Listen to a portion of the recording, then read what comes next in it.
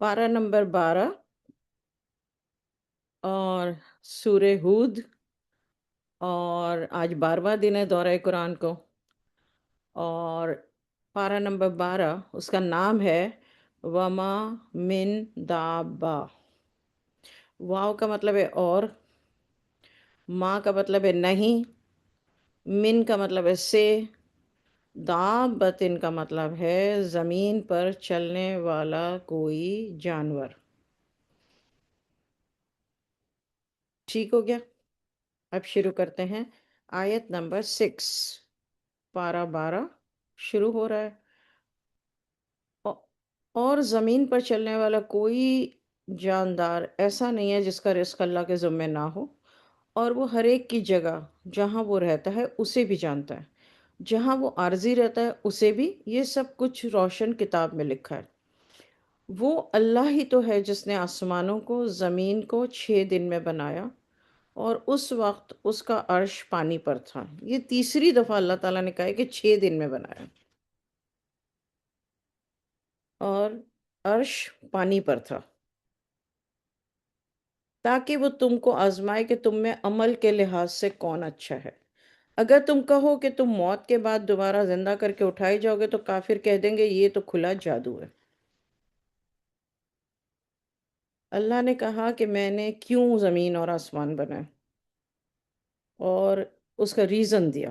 حالانکہ اللہ سے کون ریزن مانگ سکتا ہے، لیکن اللہ تعالیٰ پھر بھی ریزن دیتے ہیں کہ میں نے اس لیے بنایا کہ عمل کے لحاظ سے کون اچھا ہے۔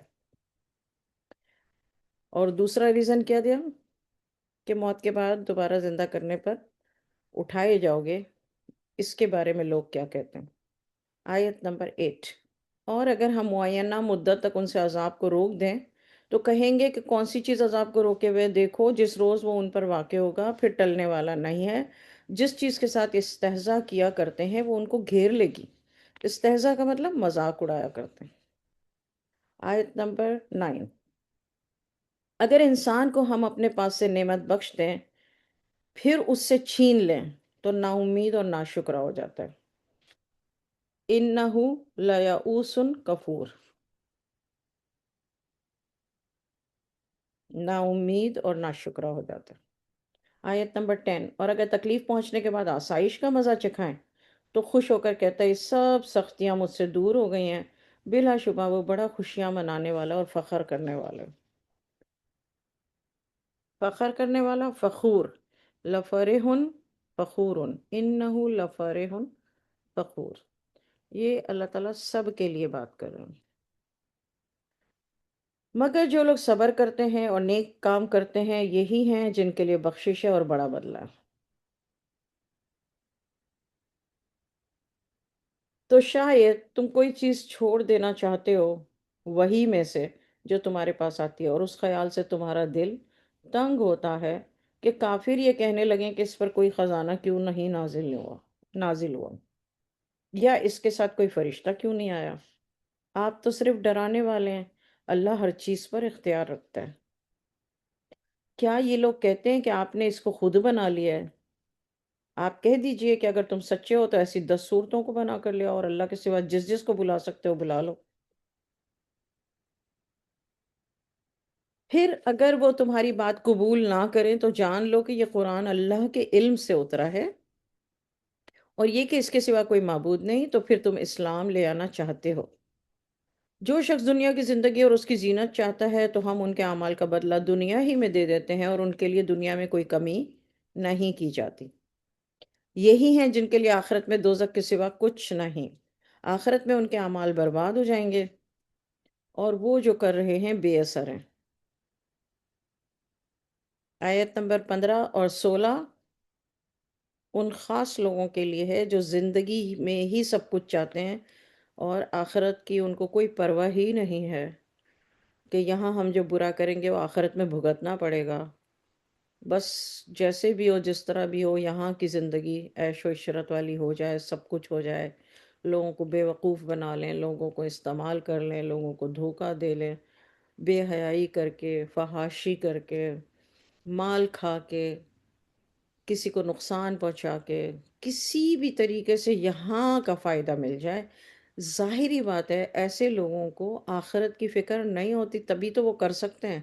کبھی غلطی سے ہو جائے وہ الگ بات ہے، لیکن جو عادتاً کرتے ہیں پوری زندگی، اس کا مطلب یہ ہے کہ وہ ان کے خیالات میں، ان کے اعمال میں، ان کی سوچوں میں آخرت کی فکر نہیں ہوتی۔ اور کچھ لوگ ایسے بھی ہوتے ہیں دنیا میں جو بعد میں سمجھ جاتے ہیں، سدھر جاتے ہیں۔ اللہ بہتر جانتا۔ اب آیت نمبر، تو یہ 15 اور 16 جو ہے آیت، وہ ان کے بارے میں۔ آیت نمبر 17، کیا جو اپنے رب کی طرف سے ایک روشن دلیل پر ہو اور اس کے ساتھ ایک گواہ اسی میں موجود ہو، قرآن کا منکر اس کے برابر ہو سکتا ہے؟ اور اس سے پہلے موسیٰ کی کتاب ہے جو پیشوا اور رحمت ہے۔ ایسے لوگ قرآن پر ایمان لاتے ہیں، اور جو کسی دوسرے فرقے میں سے اس قرآن کو انکار کرے گا،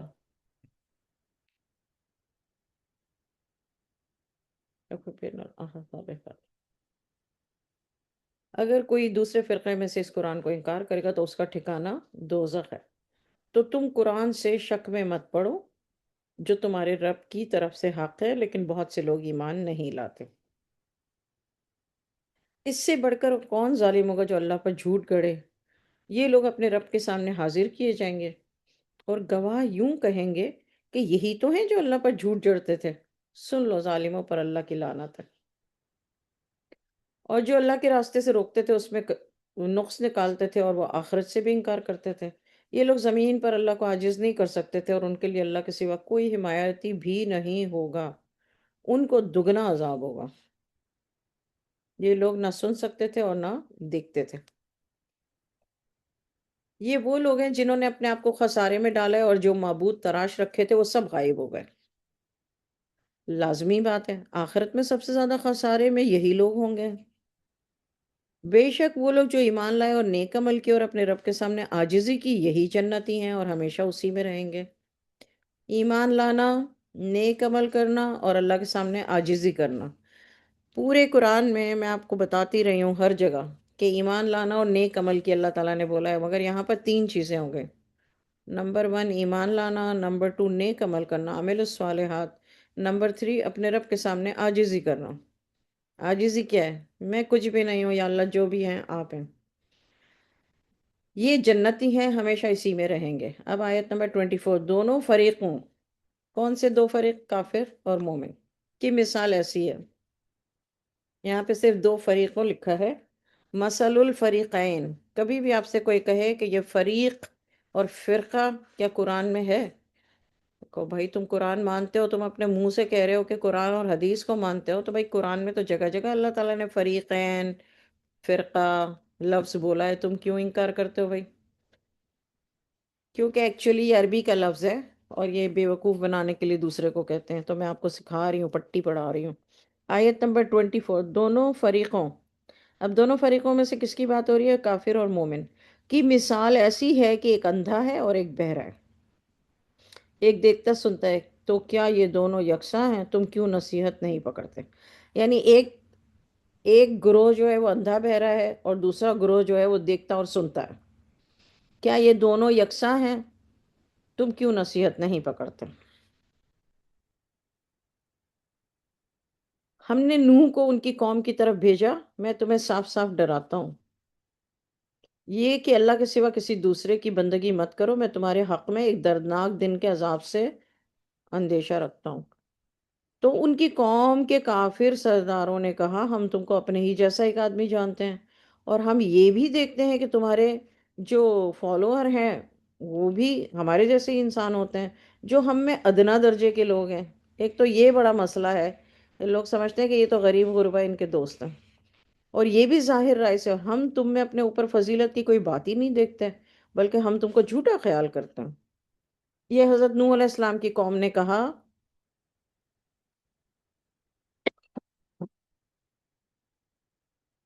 آیت نمبر 28، نوح نے کہا، اے میری قوم، بھلا یہ تو بتاؤ، اگر میں اپنے رب کی طرف سے دلیل پر قائم ہوں، اور اس نے اپنے پاس سے مجھ کو رحمت عطا کی ہے، پھر وہ آپ لوگوں کو اگر نظر نہ آئے، کیا ہم اس کو تمہارے گلے میں ڈال دیں اور تم اس سے نفرت کیے جاؤ؟ استغفر اللہ۔ آیت 29، اے میری قوم،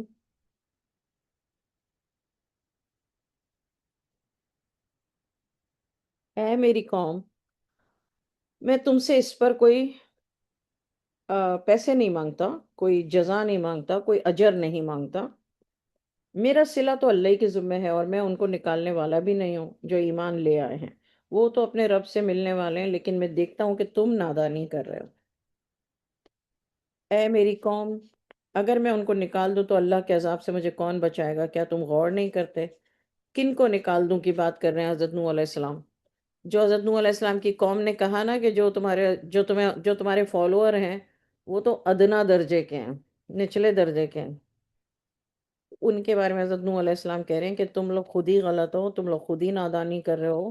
جو میرے ساتھ ہیں ان کو میں نہیں نکالوں گا، اپنے ساتھ ہی رکھوں گا، اور اللہ کے عذاب سے مجھے کون بچائے گا؟ کیا تم غور نہیں کرتے؟ میں تم سے یہ نہیں کہتا کہ میرے پاس اللہ کے خزانے ہیں، حضرت نوح علیہ السلام کہہ رہے ہیں، اور نہ میں غیب کی بات جانتا ہوں، اور نہ میں کہتا ہوں کہ میں فرشتہ ہوں، نہ میں یہ کہتا ہوں کہ جن کو تم نفرت کی نگاہ سے دیکھتے ہو، یعنی جن لوگوں کو، یہ جو ادنا درجے کے لوگ ہیں، حضرت نوح علیہ السلام کہتے ہیں جو میرے فالوور ہیں، ان کو تم نفرت کی نگاہ سے دیکھتے ہو،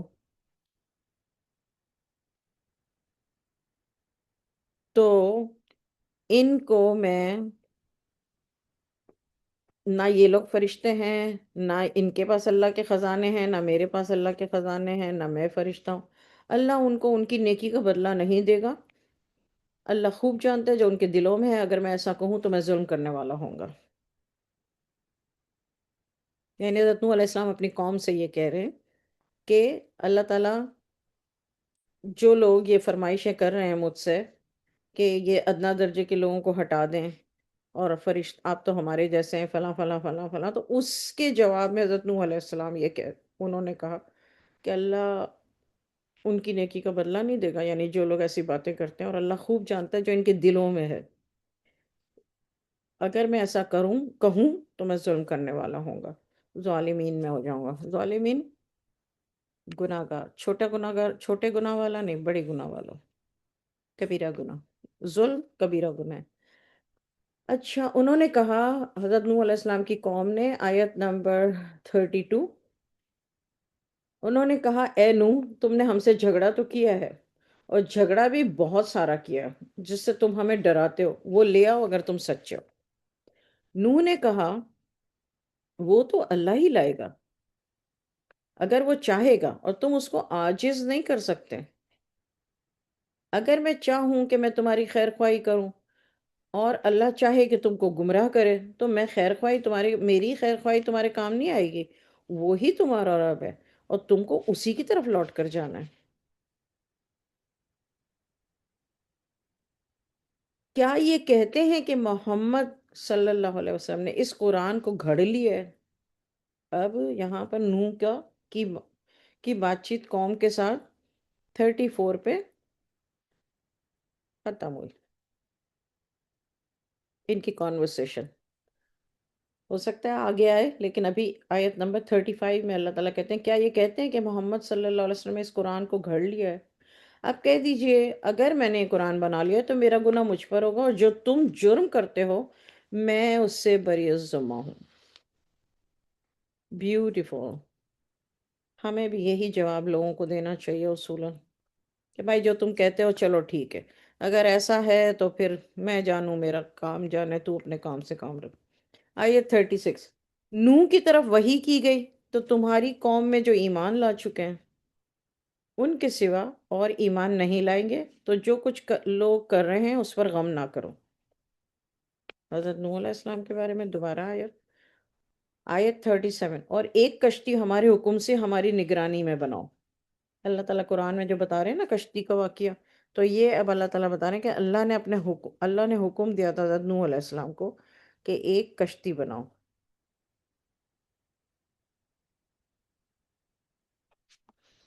اور جو ظالم ہیں ان کے بارے میں ہم سے کچھ نہ کہنا، کیونکہ وہ ضرور غرق کر دیے جائیں گے۔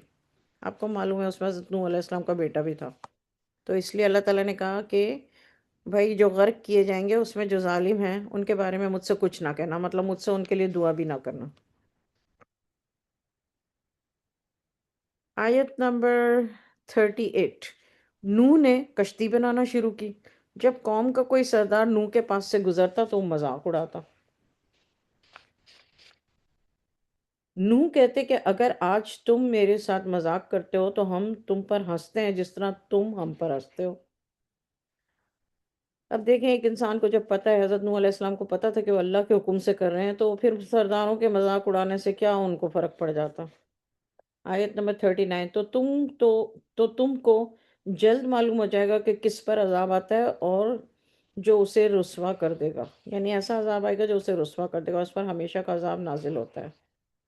یہاں تک جب ہمارا حکم آ پہنچا، اور یہاں پر لکھا ہے وفارن تنور۔ تنور کا مطلب پتہ ہے کیا ہے؟ یہ جو ہم لوگ تندور کی روٹی بناتے ہیں نا، تو یہ عربی کے لفظ، قرآن میں عربی کا لفظ ہے تنور، اس کو اردو میں تندور کہتے ہیں۔ کلے سے بنا ہوا ہوتا ہے، اور وہ جب بہت شدید گرم ہو جاتا ہے تب روٹیاں اس پر ڈالی جاتی ہیں، تو تندور کی روٹیاں کہلاتی ہیں۔ تو تنور کو آپ لوگ آیت نمبر 40 میں ہائی لائٹ کر لیں۔ اللہ تعالیٰ کہتے ہیں یہاں تک کہ جب ہمارا حکم آ پہنچا۔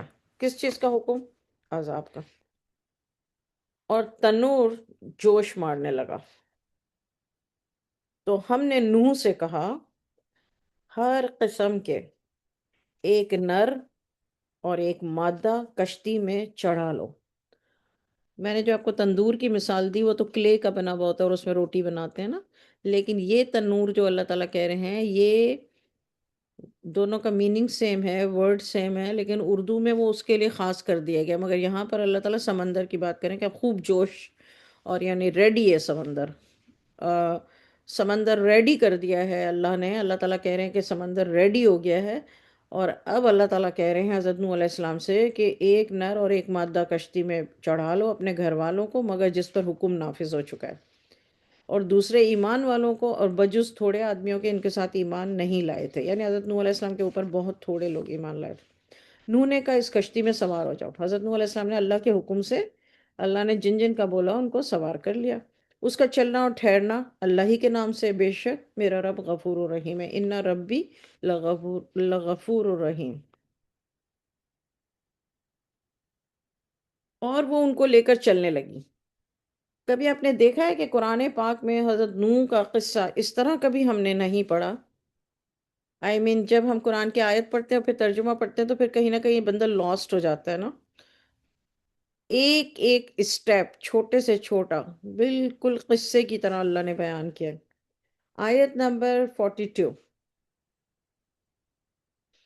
اور وہ ان کو لے کر چلنے لگی۔ کون؟ کشتی، پہاڑ جیسی موجوں میں۔ نوح نے اپنے بیٹے کو پکارا، وہ ایک علیحدہ مقام پر تھا۔ اے میرے پیارے بیٹے، ہمارے ساتھ سوار ہو جاؤ اور کافروں کے ساتھ مت ہو۔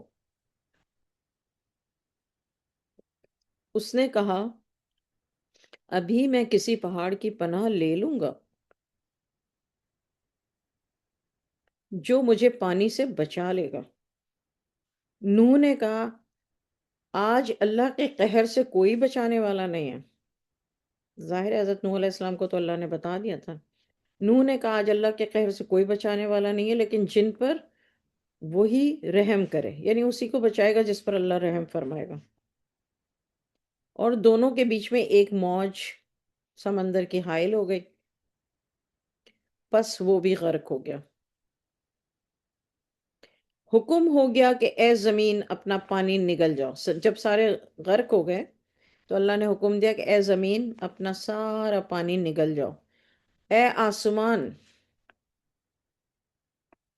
تھم جاؤ،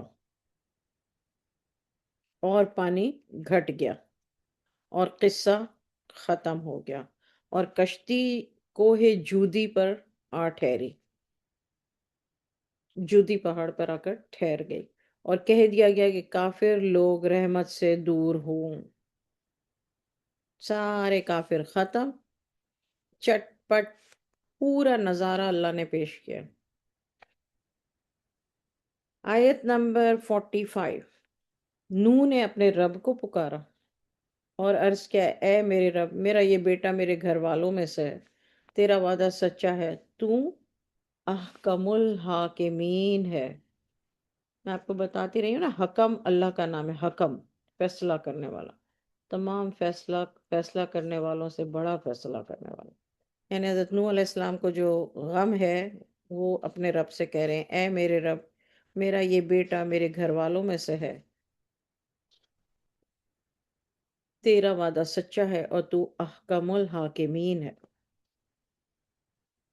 یہ جو آیت حکم کی آ رہی ہیں نا، ان ساری آیتوں کو لے کر کے وہ جو خارجی تھے، انہوں نے حضرت علی رضی اللہ تعالیٰ عنہ کو بولا تھا کہ بھائی، یہ اللہ تعالیٰ قرآن میں کہتا ہے کہ میں حکم ہوں، میں احکم الحاکمین ہوں، تو پھر آپ حکم یعنی فیصلہ کرنے والے ان دو لوگوں کو کیسے حکم بنا سکتے ہیں؟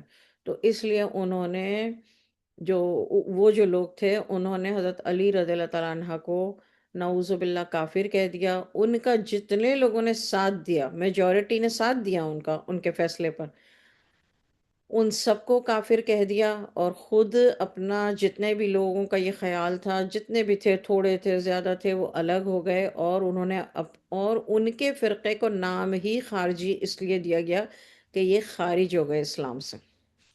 اب وہ کتنی نمازیں پڑھیں، کتنے مسلمانوں، اب ان کے ڈی این اے سے اور ان کی نسلوں سے تو چل ہی رہے ہیں نا ابھی تک لوگ۔ آیت نمبر 76، اللہ نے کہا، اے نوح، یہ تمہارے گھر والوں میں سے نہیں، یہ تباہ کار ہے، یعنی یہ گھر والوں میں سے نہیں، انہو عمل غیر صالح، اس کا جو عمل ہے یہ تباہی والا ہے، سو مجھ سے ایسی درخواست نہ کرو جس کی تم کو خبر نہیں ہے۔ میں تم کو نصیحت کرتا ہوں کہ نادان نہ بنو۔ نوح نے کہا، اے رب، میں اس امر سے تیری پناہ مانگتا ہوں کہ ایسی درخواست کروں جس کی مجھے خبر نہ ہو، اور اگر تو نے میری بخشش نہ کی اور رحم نہ کیا تو میں تباہ ہو جاؤں گا۔ یہاں پر دعا ہے، وَإِلَّا تَغْفِرْ لِي وَتَرْحَمْنِي أَكُن مِّنَ الْخَاسِرِينَ۔ یہ حضرت نوح علیہ السلام کی دعا ہے، قال رب انی اعوذ بک ان اسألک ما لیس لی بہ علم وَإِلَّا تَغْفِرْ لِي وَتَرْحَمْنِي أَكُن مِّنَ الْخَاسِرِينَ، یعنی یا اللہ، میں خسارہ پانے والوں میں سے ہو جاؤں گا اگر آپ نے میری بخشش نہیں کی اور مجھ پر رحم نہیں کیا۔ آیت نمبر 48، کیا کہا گیا، اے نوح، اترو، ہماری طرف سے سلام اور برکتیں تم پر نازل ہوں۔ کہاں اترو؟ آپ پہاڑ جودی سے لے کے زمین خشک کر دی اللہ تعالیٰ نے، اور کہا کہ اب پہاڑ جودی پہ سے اتر جاؤ اور سب لوگ زمین پر آ جاؤ، ان جماعتوں پر جو تمہارے ساتھ ہیں۔ بہت سی جماعتیں ایسی بھی ہوں گی جن کو میں چند روز عیش دوں گا اور پھر میری طرف سے سخت سزا ہوگی۔ یہ بتائیے، اس آیت کو دو چار بار پڑھ لیجئے گا، آیت نمبر، اور صرف پڑھیے گا نہیں، سمجھیے گا بھی، مطلب 48۔ اللہ نے کہا ان جماعتوں پر، یعنی حضرت نوح علیہ السلام کے ساتھ جو 7 سوار تھے، یہ تمہارے ساتھ ہیں۔ بہت سی جماعتیں ایسی بھی ہوں گی، جماعتوں کا ورڈ جو قرآن میں ہے ابھی ادھر، وہ دیکھیے لکھا ہے وہ ہم جو امت کہتے ہیں نا، وہ الا مماک، آپ کے ساتھ جو ہے، امت، اور پھر اس کے بعد وہ یہ کون ہے؟ یہ امت سے ہے، روٹ ورڈ اس کا امت ہی ہے، ٹھیک ہے؟ تو کہا گیا حضرت نوح علیہ السلام سے کہ اترو، ہماری طرف سے سلام اور برکتیں تم پر نازل ہوں گی۔ کس پر؟ حضرت نوح علیہ السلام پر سلام، اللہ نے کہا، یعنی سلامتی اور برکتیں نازل ہوں گی، اور ان جماعتوں پر جو تمہارے ساتھ ہیں، یعنی یہ 2 لوگوں کے لیے تو پکی بات ہو گئی۔ بہت سی جماعتیں ایسی بھی ہوں گی جن کو میں چند روز عیش دوں گا، پھر میری طرف سے سخت سزا ہوگی۔ یہ سب غیب کی خبروں میں سے ہیں جو میں تم کو وحی کے ذریعے بتا رہا ہوں۔ کس کو؟ رسول اللہ صلی اللہ علیہ وسلم کو۔ اس سے پہلے تو نہ تم جانتے تھے اور نہ تمہاری قوم جانتی تھی، تو صبر کرو، انجام پرہیزگاروں کے لیے اچھا ہی ہے۔ یعنی جو پرہیزگار ہیں نا، متقین ہیں نا، ان کا انجام اچھا ہی ہے، وہی کامیاب ہے۔ ہم نے عاد کی طرف ان کے بھائی ہود کو بھیجا۔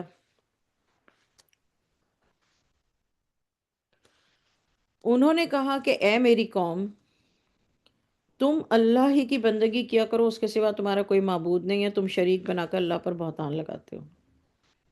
اس کا مطلب یہ ہے کہ حضرت ہود علیہ السلام کی قوم کا ذکر ہو رہا ہے۔ حضرت ہود علیہ السلام، یہ سورہ ہود ہے۔ اب حضرت ہود علیہ السلام کی قوم کا ذکر شروع ہوا۔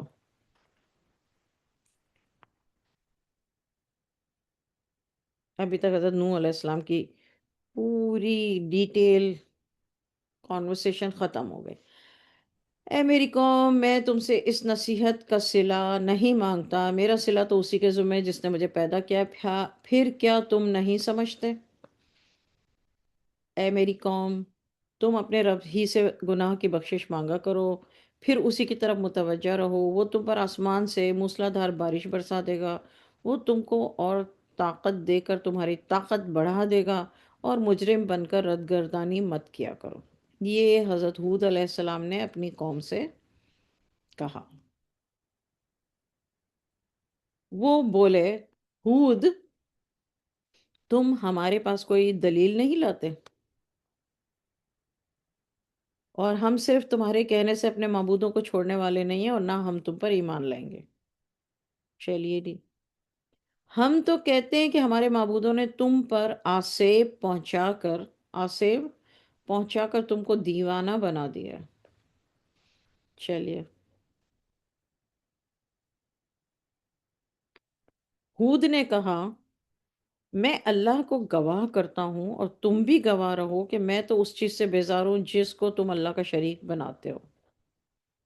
اللہ کے سوا تم سب مل کر میرے خلاف تدبیر کر لو اور مجھے مہلت نہ دو۔ میں نے تو اللہ پر بھروسہ کر لیا ہے جو میرا رب ہے اور تمہارا بھی رب ہے، جتنے زمین پر چلنے والے ہیں سب کی چوٹی اس نے پکڑ رکھی ہے، بے شک میرا رب سیدھے راستے پر ہے۔ پھر بھی اگر تم رد گردانی کرتے ہو تو میں نے تم کو وہ پیغام پہنچا دیا جو مجھ کو دے کر بھیجا گیا ہے۔ یعنی اللہ نے جو مجھے پیغام پہنچانے کا کہا ہے وہ میں نے تم کو پہنچا دیا، اور میرا رب جو ہے وہ اس نے مجھے سیدھا راستہ دکھایا ہوا ہے۔ تو آیت نمبر 57، اور میرا رب تمہاری جگہ کسی اور کو زمین میں بسا دے گا۔ بالکل ٹھیک۔ اور تم اللہ کا کچھ نہیں بگاڑ سکو گے، بے شک میرا رب ہر چیز کی حفاظت کرنے والا ہے۔ بے شک۔ آیت 58، جب ہمارا حکم عذاب کا آ پہنچا، اللہ تعالیٰ کہتے ہیں اب جب وہ مانے ہی نہیں، اور حضرت ہود علیہ السلام نے فائنلی کہہ دیا بھائی تم میرا کچھ نہیں بگاڑ سکتے، میں تو جو تم تک پیغام پہنچاتا ہوں وہ مجھے پیغام دے کر بھیجا گیا ہے زمین پر، تو میرا رب ہر چیز کی حفاظت کرنے والا ہے۔ اب اللہ تعالیٰ کہتے ہیں اور جب ہمارا حکم عذاب آ پہنچا تو ہم نے ہود کو اور جو ان کے ساتھ ایمان لے آئے تھے ان کو اپنی مہربانی سے بچا لیا۔ اللہ تعالیٰ جو بچاتے ہیں وہ اس لیے نہیں بچاتے کہ وہ ایمان لائے، اس لیے بچاتے کہ اپنی رحمت سے ایک کمپنسیشن بھی تو ہوتا ہے نا، اپنی رحمت، یہ اللہ تک کا کمپنسیشن اللہ کی رحمت ہے۔ ہم جو اتنے دیکھیے ہم اتنے گناہ کرتے ہیں، سب کچھ کرتے ہیں، تو یہ چونکہ ہم اللہ کے ساتھ کوئی شریک نہیں ٹھہراتے، اور کہیں نہ کہیں کسی نہ کسی جگہ گناہوں سے بھی اس لیے رکتے ہیں کہ اللہ سے ڈر کے رکتے ہیں کہ قیامت کے روز جواب دینا پڑے گا، اس کا کمپنسیشن اللہ تعالیٰ یہ دیتے ہیں، ریوارڈ یہ دیتے ہیں کہ اپنی رحمت سے بچا لیتے ہیں۔ یہاں اللہ تعالیٰ نے کہا جب ہمارا حکم عذاب آ پہنچا ہم نے ہود کو اور جو ان کے ساتھ ایمان لے آئے تھے ان کو اپنی رحمت سے بچا لیا اور ان کو شدید عذاب سے نجات دی، یعنی جو دوسرے ہیں ان کو شدید عذاب سے نجات دی۔ یہ وہی قوم عاد تھی، یعنی حضرت ہود علیہ السلام کی جو قوم تھی وہ قوم عاد تھی۔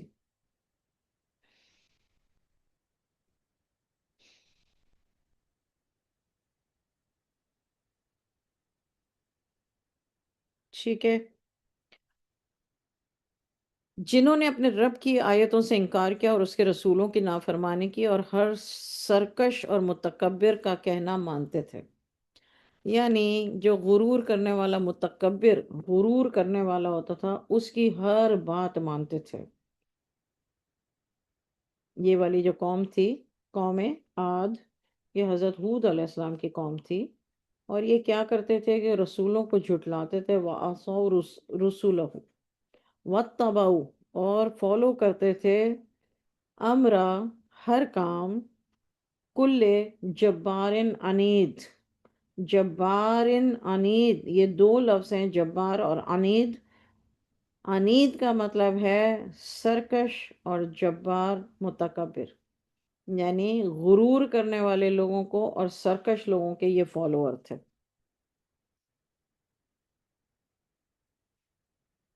اور اس دنیا میں بھی لعنت ان کے ساتھ رہی. یعنی جس دنیا میں ہم رہ رہے ہیں یہاں کی بات کر رہے ہیں کہ اس دنیا میں ان کے ساتھ لعنت رہی، اور قیامت میں بھی دیکھو عاد نے اپنے رب کا انکار کیا. عاد نے، قوم عاد، یعنی قوم عاد کون تھی؟ حضرت ہود علیہ السلام کی قوم تھی. اللہ تعالیٰ کہہ رہے ہیں کہ عاد نے اپنے رب کا انکار کیا. خوب سن لو، عاد کو رحمت سے دوری ہوئی جو ہود کی قوم تھی. یہاں پہ دوسری دفعہ اللہ تعالیٰ نے کہا کہ قوم عاد جو ہے وہ ہود کی قوم تھی، حضرت ہود علیہ السلام کی قوم تھی. سمود کی طرف ہم نے ان کے بھائی صالح کو بھیجا. ٹھیک ہے، انہوں نے کہا اے میری قوم، اللہ ہی کی عبادت کیا کرو، اس کے سوا تمہارا کوئی معبود نہیں. اس نے تم کو زمین سے پیدا کیا، اسی میں تم کو آباد کیا، تو اس سے اپنے گناہوں کی معافی مانگو اور اس کے سامنے توبہ کرو. بے شک میرا رب قریب ہے اور قبول کرنے والا ہے. پہلے حضرت نوح علیہ السلام، پھر حضرت ہود علیہ السلام، اور اب حضرت صالح علیہ السلام. قوم نے کہا اے صالح، اس سے پہلے کہ ہم تم سے بہت سی امیدیں رکھتے تھے، اس سے پہلے یعنی یہ جو تم پیغام کہہ رہے ہو، اس سے پہلے ہم تم سے بہت امید رکھتے تھے. اس کا مطلب کیا ہے؟ یہ بہت اچھا سمجھتے تھے، جیسے رسول اللہ صلی اللہ علیہ وسلم کو بھی صادق اور امین سمجھتے تھے. لیکن جیسے ہی حضور صلی اللہ علیہ وسلم نے اللہ کا پیغام پہنچایا تو بس پھر پرابلم شروع ہو گیا. تو یہاں پر یہ بھی یہی کہہ رہے ہیں کہ قوم نے کہا اے صالح 62، اس سے پہلے ہم تم سے بہت سی امیدیں رکھتے تھے، کیا تم ہم کو منع کرتے ہو ان چیزوں کی عبادت سے جن کو ہمارے بزرگ پوجتے آئے ہیں، اور جس دین کی طرف تم کو ہم بلا رہے ہیں، جس دین کی طرف تم ہم کو بلا رہے ہو اس میں ہمیں بہت شبہ ہے جس نے ہم کو تردد میں ڈال رکھا ہے. صالح نے کہا اے میری قوم، ذرا یہ تو بتاؤ، اگر میں اپنے رب کی طرف سے دلیل پر ہوں اور اس نے اپنی طرف سے مجھ کو رحمت بخشی ہے، اگر میں اللہ کی نافرمانی کروں گا تو پھر مجھ کو اللہ سے کون بچائے گا؟ تو تم میرا سراسر نقصان ہی کر رہے ہو. اے میری قوم، یہ اللہ کی اونٹنی ہے جو تمہارے لیے دلیل ہے، معجزہ ہے نا. اللہ کی جو اونٹنی ہے، ناقۃ اللہ، ناقہ کسے کہتے ہیں؟ اونٹنی کو. اللہ کی اونٹنی، ناقہ کہتے ہیں اونٹنی کو. تو یہ اللہ کی اونٹنی ہے جو تمہارے لیے دلیل ہے. اس کو چھوڑ دو کہ اللہ کی زمین میں کھاتی پھرے، اور اس کو برائی کے ساتھ ہاتھ بھی نہ لگانا، ورنہ تم کو فوراً عذاب آ پکڑے گا. ٹھیک ہے نا، یہ وارننگ دے دی. اس کے پیچھے پورا واقعہ ہے، اونٹنی کہاں سے آئی، کیوں آئی.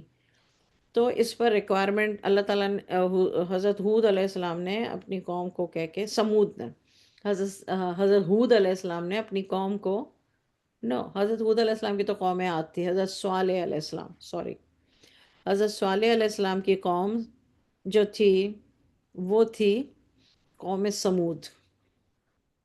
تو اپنی قوم سے کہا حضرت صالح علیہ السلام نے کہ دیکھو یہ اونٹنی جو ہے یہ ناقۃ اللہ ہے. ناقۃ اللہ، اللہ کی اونٹنی ہے.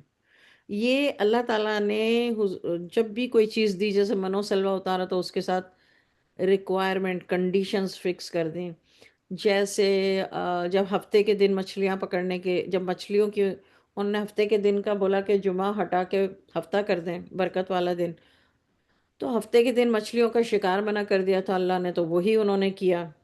اب یہ معجزہ مانگتے تھے تو اللہ نے اس پر کنڈیشن لگا دی، معجزہ تو دے دیا، اونٹنی تو دے دی، لیکن کیا کنڈیشن لگائی کہ اس کو زمین میں کھانے پھرنے کے لیے چھوڑ دو، اس کو برائی کے ساتھ ہاتھ نہ لگانا، ورنہ تم کو فوراً عذاب آ پکڑے گا۔ یہ واقعہ تو انہوں نے اونٹنی کو مار ڈالا۔ صالح نے کہا تم 3 دن اور بسر کر لو اپنے گھروں میں، 3 دن اور بسر کر لو، یہ سچا وعدہ ہے۔ جب ہمارا حکم آ پہنچا تو ہم نے صالح کو اور ان کے ساتھ جو مومنین تھے ان کو اپنی مہربانی سے اپنی رحمت سے بچا لیا، اور اس دن کی رسوائی سے بچا لیا۔ اس میں ذرا بھی شک نہیں کہ آپ کا رب ہی بڑا قوت والا اور غلبے والا ہے۔ اور ان ظالموں کو ایک سخت نعرے نے آ دبایا، جس سے نعرہ مطلب ایک چیخ۔ آیت نمبر 67 میں دیکھیے، وَأَخَذَ الَّذِينَ ظَلَمُوا، یعنی ظالموں کو، ان لوگوں کو ایک سخت چیخ، یعنی صیحتن۔ صیحتن کا مطلب ہے ایسی چیخ جس سے کانوں کے پردے پھٹ جائیں۔ چیخ لکھ لیجئے،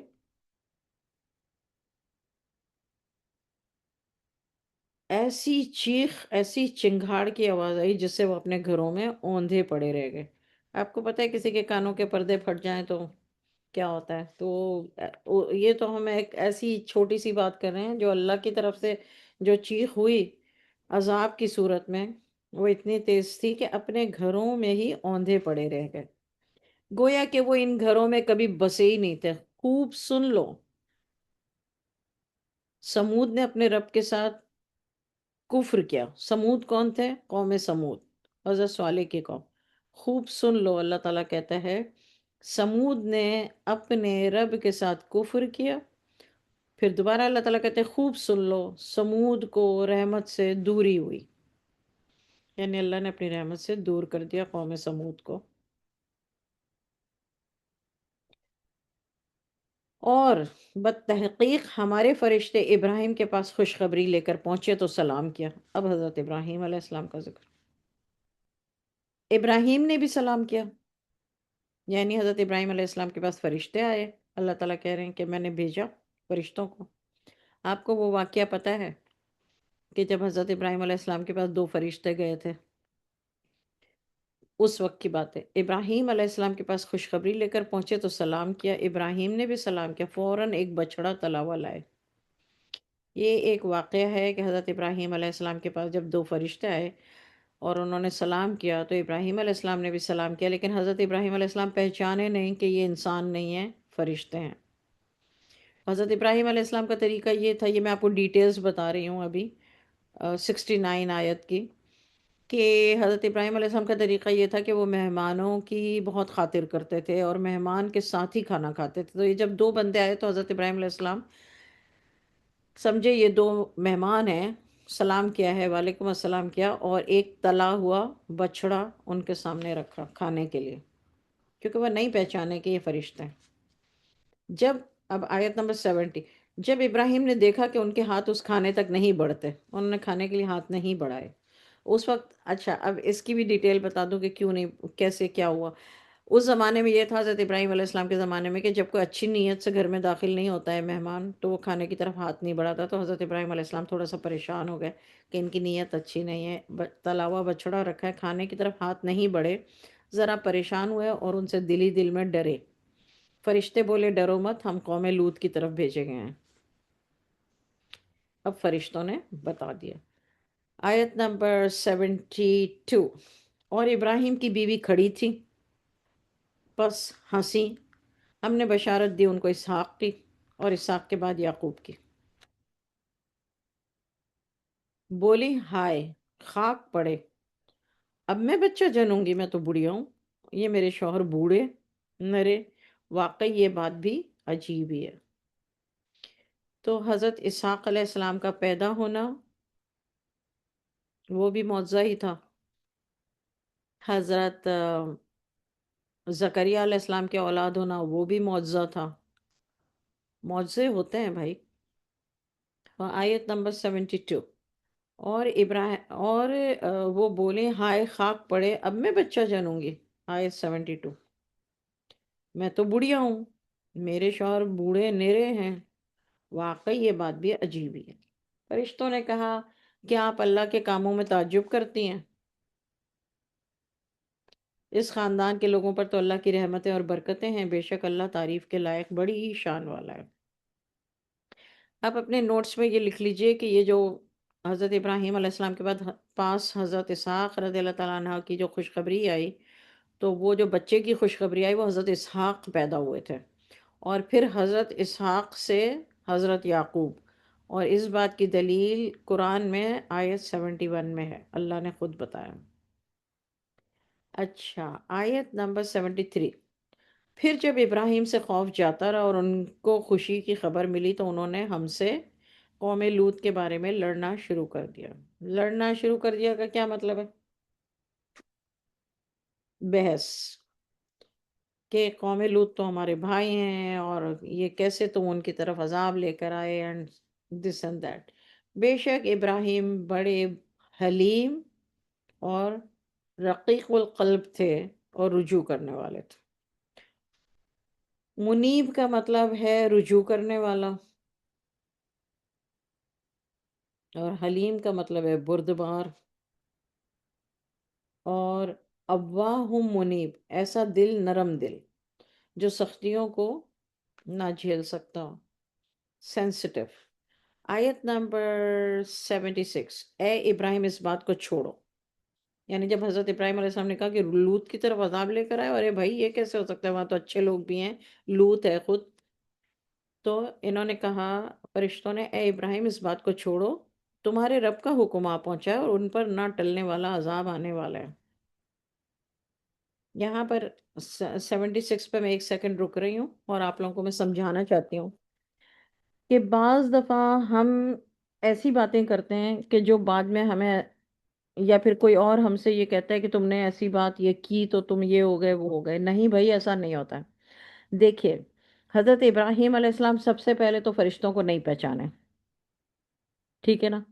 یعنی ہر نبی، ہر پیغمبر، ہر رسول اگر کسی کو پہچان جاتے تو وہ بھی اللہ تعالیٰ ان کو بتاتے تھے تو وہ پہچان جاتے تھے. رسول اللہ صلی اللہ علیہ وسلم منافقین کو نہیں پہچانتے تھے. اللہ نے رسول اللہ صلی اللہ علیہ وسلم کو ان آیتوں میں آپ نے صاف صاف پڑھ لیا کہ اللہ نے جب بتایا تبھی وہ پہچانے کہ یہ منافق ہے. انہوں نے اپنی مرضی سے حضور صلی اللہ علیہ وسلم نے کسی کو منافق، کسی ایمان والے کو منافق نہیں کہا. اسی طرح حضرت ابراہیم علیہ السلام فرشتوں کو نہیں پہچانے جبکہ ان کے گھر آ گئے ہیں، سامنے بیٹھے ہوئے ہیں، بات چیت ہو رہی ہے، ان کے سامنے تلا ہوا بچڑا لا کے رکھ دیا، اور جب انہوں نے ہاتھ نہیں بڑھایا تو حضرت ابراہیم علیہ السلام کے دل میں یہ ہوا کہ کہیں ان کی نیت اچھی نہیں ہے. پھر بھی وہ انسان ہی سمجھ رہے تھے ان کو. اللہ تعالیٰ جتنا جس کو بتانا چاہتا ہے اتنا ہی اس بندے کو پتہ چلتا ہے، اور یہ اللہ کی حکمت ہوتی ہے، اللہ کی مصلحت ہوتی ہے، اللہ کے معاملات ہیں. اللہ کیا بتانا چاہتا ہے کیا نہیں بتانا چاہتا. اب جیسے کوئی بہت سارے بزرگ ہیں اس دنیا میں جو اللہ والے ہیں، ریئل والے، ریئل والوں کی بات کر رہی ہوں، نقلی والی کی نہیں. تو وہ کبھی کبھی کہتے ہیں کہ بھائی یہ ایسے ہے، تو لوگ ہنسی مذاق اڑاتے ہیں کہ یار ان کو اگر یہ پتہ چل گیا تو پھر یہ کیوں نہیں کر سکتے، اگر ان کو یہ پتہ چل گیا تو پھر یہ کیوں نہیں کر سکتے. بھائی وہ جو کر سکتے ہیں اور جو پتہ چلتا ہے وہ اللہ تعالیٰ جب بتاتے ہیں تبھی ان کو پتہ چلتا ہے. جب اللہ تعالیٰ کا حکم آتا ہے تبھی وہ کر بھی سکتے ہیں، اپنی مرضی سے نہیں کر سکتے.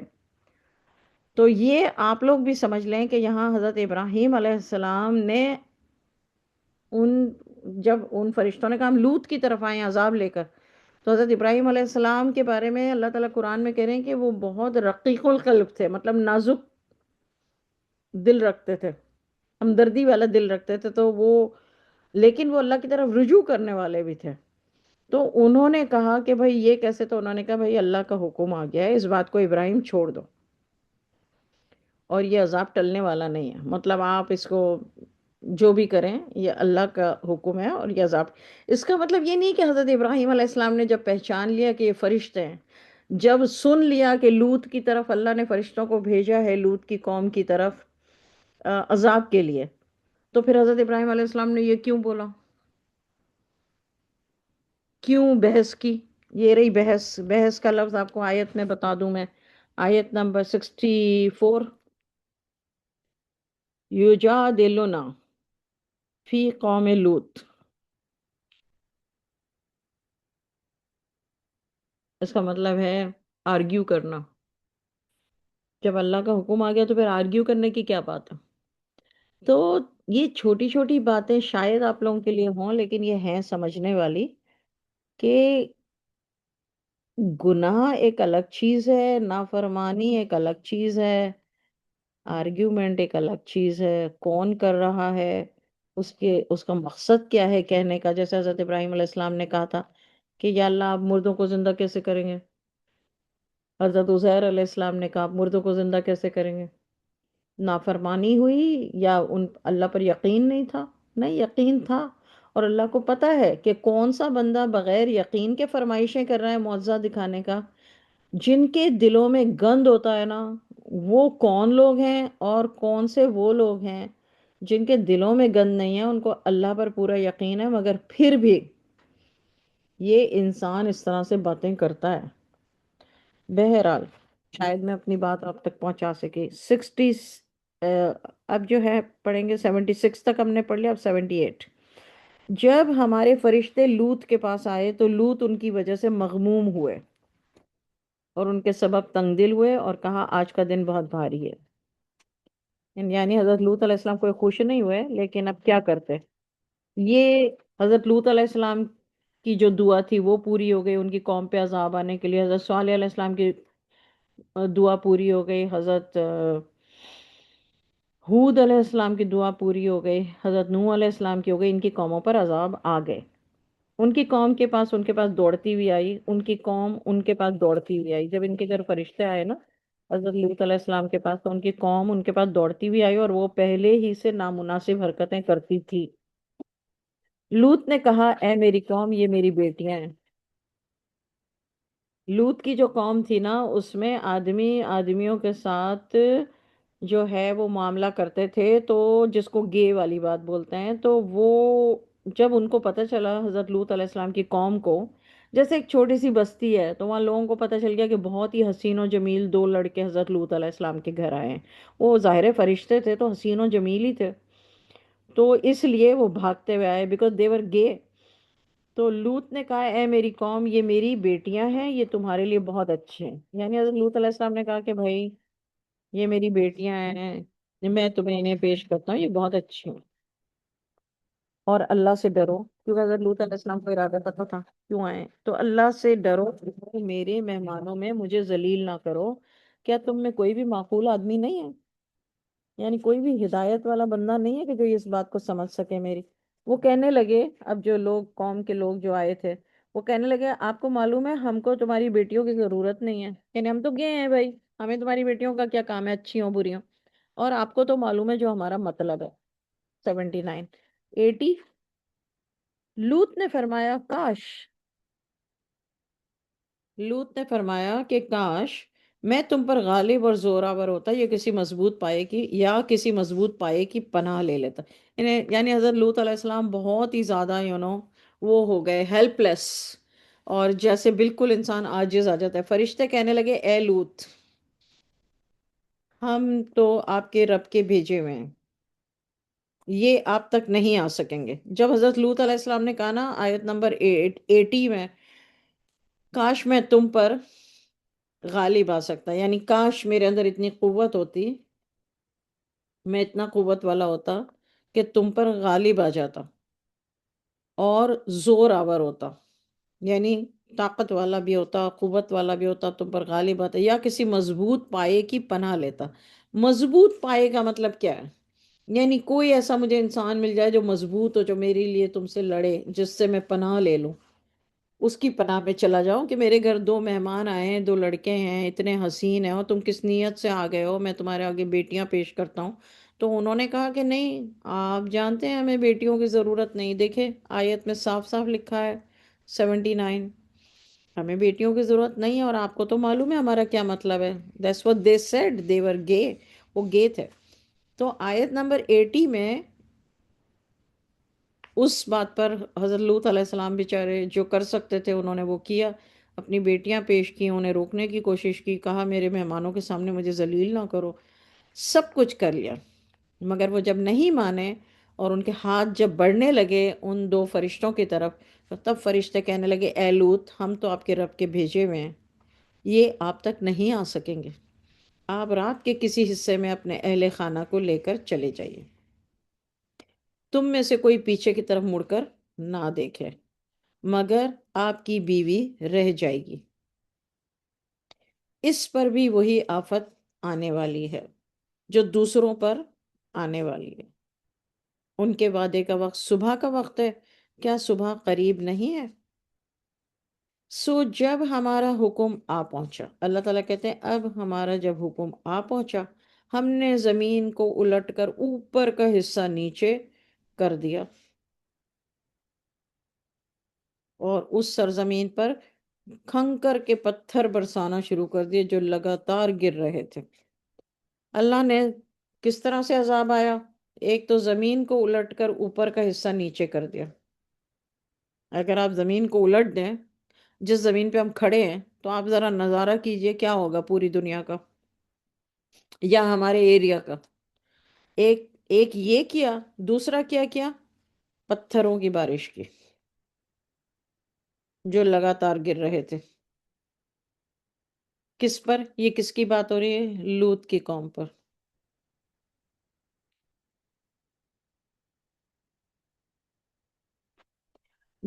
آیت نمبر 83، جن پر آپ کے رب کے پاس خاص نشان بھی تھا، اور یہ بستیاں ان ظالموں سے کچھ دور نہیں ہیں.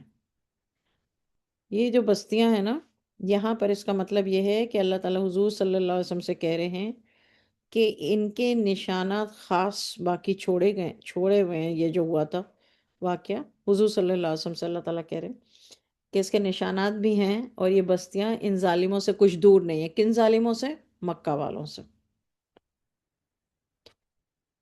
اور مدین کی طرف ان کے بھائی شعیب کو بھیجا.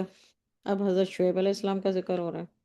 انہوں نے فرمایا اے میری قوم، تم اللہ ہی کی عبادت کرو. اللہ تعالیٰ جو کہتے ہیں نا ان کے بھائی شعیب کو بھیجا، اس کا مطلب مسلمان، رسول کا بھائی رسول، رسول کا بھائی رسول. انہوں نے فرمایا اے میری قوم، تم اللہ ہی کی عبادت کرو، اس کے سوا تمہارا کوئی معبود نہیں ہے. تم ناپ تول میں کمی نہ کیا کرو. حضرت لوط کی قوم گے والا معاملہ کرتی تھی، اور حضرت شعیب علیہ السلام کی قوم ناپ تول میں کمی کرتی تھی. میں تم کو فراغت میں دیکھتا ہوں، اور میں ڈرتا ہوں کہ تم پر اس دن کا عذاب آئے گا. فراغت میں مطلب بالکل بے فکر ہو یہ حرکت کرنے کے بعد، جس میں طرح طرح کی مصیبتیں ہوں گی. یعنی ناپ تول میں کمی کر کے جو ہے وہ تمہیں کوئی شرمندگی بھی نہیں ہوتی، کوئی اللہ سے ڈر بھی نہیں ہوتا. یہ حضرت شعیب علیہ السلام کا مطلب ہے. اور میں تو ڈرتا ہوں اس دن کے عذاب سے جس میں طرح طرح کی مصیبتیں ہوں گی. یعنی اللہ تعالیٰ کے ہاتھ سے تم بچ تھوڑی سکو گے. تو حضرت شعیب علیہ السلام کی قوم جو مدین والے تھے ان کا یہ کام تھا. تو حضرت شعیب علیہ السلام نے کہا 85 میں اے میری قوم، تم ناپ اور تول پوری طرح کیا کرو. ان لوگوں کا ان کی چیزوں میں نقصان نہ کیا کرو، زمین میں فساد کرتے ہوئے حد سے آگے نہ بڑھو. اللہ کا دیا ہوا جو بچے وہ تمہارے لیے بہتر ہے اگر تم یقین کرو، اور میں تمہارا نگہبان تو نہیں ہوں. وہ کہنے لگے اے شعیب، کیا تمہارا تقدس تم کو تعلیم دیتا ہے کہ ہم ان چیزوں کو چھوڑ دیں جس کو ہمارے بزرگ پوچھتے آئے تھے، یا ہم یہ ترک کر دیں کہ ہم اپنے مال میں جو چاہیں تصرف کریں؟ دو چیزیں کرتے تھے. ایک تو پوچھتے تھے بتوں کو جس کو ان کے بڑے پوجنے آئے تھے پوچھتے تھے، اور دوسرا کیا کرتے تھے؟ مال میں جو چاہیں تصرف کریں. واقعی آپ بہت ہوشیار اور دین پر چلنے والے ہیں. انہوں نے کہا اے قوم، دیکھو تو اگر میں اپنے پروردگار کی طرف سے روشن دلیل پر ہوں اور اس نے مجھے نیک روزی دی، تو کیا تم اس تو کیا میں اس کے خلاف کروں گا؟ میں نہیں چاہتا کہ میں جس امر سے تمہیں منع کروں خود اس کو کرنے لگوں. یہ کون بول رہے ہیں؟ حضرت شعیب علیہ السلام۔ خود اس کو کرنے لگوں، میں تو جہاں تک ہو سکے تمہارے معاملات کی اصلاح چاہتا ہوں، اور اس بارے میں مجھے توفیق کا ملنا اللہ ہی کے فضل سے ہے۔ یعنی اللہ تعالیٰ نے ہی مجھے یہ اپنے فضل سے عطا فرمایا، یہ توفیق دی ہے۔ آیت میں ورڈ توفیق ہے 88۔ میں اسی پر بھروسہ رکھتا ہوں اور اسی کی طرف رجوع کرتا ہوں۔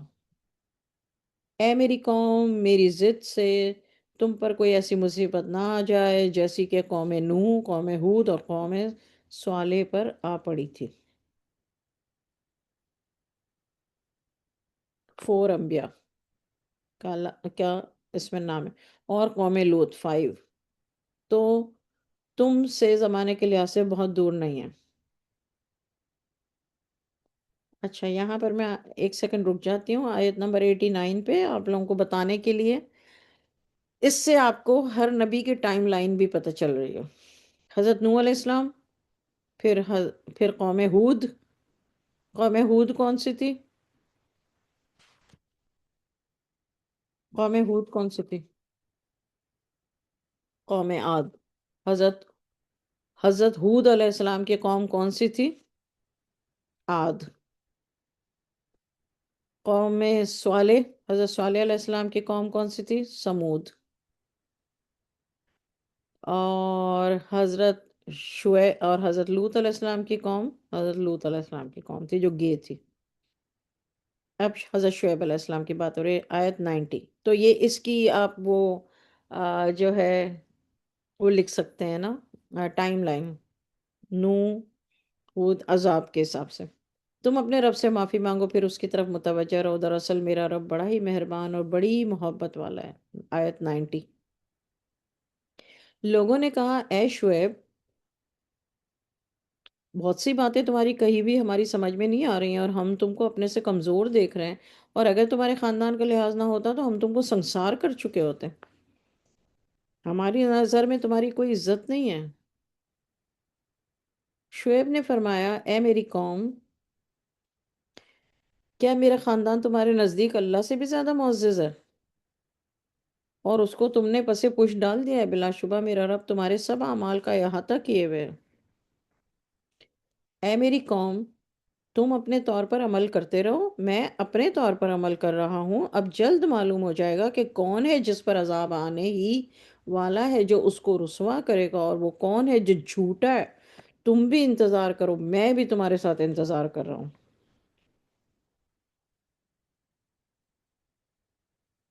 جب ہمارا حکم آ پہنچا، جب حضرت شعیب علیہ السلام خوب پیغام پہنچا چکے اور قوم بہت انکار کر چکی، تو اینڈ میں جا کر کیا کہا؟ تم بھی انتظار کرو، میں بھی تمہارے ساتھ انتظار کر رہا ہوں۔ اب اللہ کا حکم، آیت نمبر 94۔ جب ہمارا حکم آ پہنچا، ہم نے شعیب کو اور اس کے ساتھیوں کو جو اہل ایمان تھے اپنی مہربانی سے بچا لیا، اپنی رحمت سے بچا لیا، اور ان ظالموں کو سخت آواز نے آ پکڑا تو وہ اپنے گھروں میں اوندھے پڑے رہ گئے۔ دیکھ لیجئے یہاں پہ کیا لکھا ہے، صحتو۔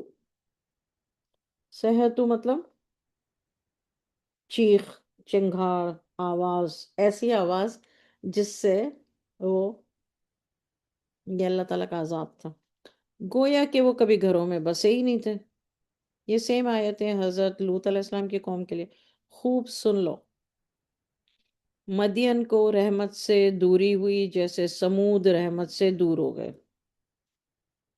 سمود کون تھے؟ صالح علیہ السلام کی قوم۔ اور ہم نے موسیٰ کو اپنے معجزات اور روشن دلیل دے کر بھیجا۔ اب مدین کے بعد حضرت موسیٰ، آپ لوگوں کو پتا ہے کہ حضرت شعیب علیہ السلام کی قوم مدین، اور حضرت شعیب علیہ السلام حضرت موسیٰ علیہ السلام کے سسر۔ آیت نمبر 97۔ فرعون اور اس کے سرداروں کے پاس بھیجا، موسیٰ کو اپنے معجزات دے کے فرعون اور اس کے سرداروں کے پاس بھیجا۔ وہ فرعون ہی کے پیچھے چلتے رہے، اور فرعون کی رائے صحیح نہیں تھی۔ کون پیچھے چلتے رہے؟ سردار، ملائہی، اس کے سردار، وہ قیامت کے دن اپنی قوم کے آگے آگے ہوگا۔ کون؟ فرعون۔ 98، وہ قیامت کے دن اپنی قوم کے آگے آگے ہوگا، پھر ان کو دوزخ میں اتارے گا۔ وہ بہت بری جگہ ہے اترنے کی، اور اس دنیا میں بھی لعنت ان کے ساتھ ساتھ رہی، پر قیامت کے دن بھی برا عذاب ہے جو ان کو دیا گیا۔ آیت نمبر 100، یہ ان بستیوں کی بعض خبریں تھیں جو ہم آپ کو سناتے ہیں، ان میں چند اب بھی قائم ہیں اور چند بالکل ختم ہو گئے ہیں۔ پیچھے اللہ تعالیٰ نے کہا تھا نا کہ یہ جو مشرکین مکہ ہیں وہاں سے بہت قریب ان بستیوں کے کچھ بستیوں کے نشانات ہیں، اور یہ اللہ نے اپنی مصلحت کے تحت باقی رکھے ہیں۔ آیت نمبر 101، ہم نے ان پر ظلم نہیں کیا لیکن انہوں نے خود ہی اپنے اوپر ظلم کیا، تو ان کے معبود جن کو وہ اللہ کے سوا پوچھتے تھے ان کو ذرا سا بھی کوئی فائدہ نہیں پہنچا سکتے جب آپ کے رب کا حکم آ پہنچا، اور الٹا ان کو نقصان پہنچا۔ ان کے معبود ان کو فائدہ کیا پہنچاتے ہیں؟ اللہ تعالیٰ کہتے ہیں ان کو الٹا نقصان پہنچا، یعنی عذاب نے پکڑ لیا اللہ کے۔ آیت نمبر 102، اور ایسی ہی پکڑے تیرے رب کی۔ آف کورس اللہ کی پکڑ بہت خطرناک ہے بھائی، اللہ کی پکڑ سے جو ڈرتا ہے نا وہی کامیاب ہے۔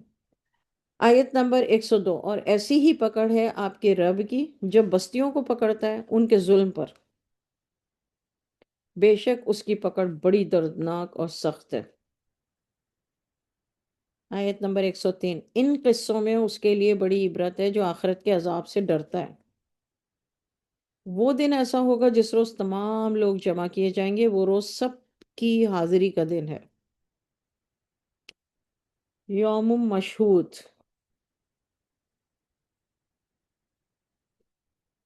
قیامت کا دن کا نام قرآن میں اللہ نے یوم مشہود، اور دوسرا نام یوم مجموع۔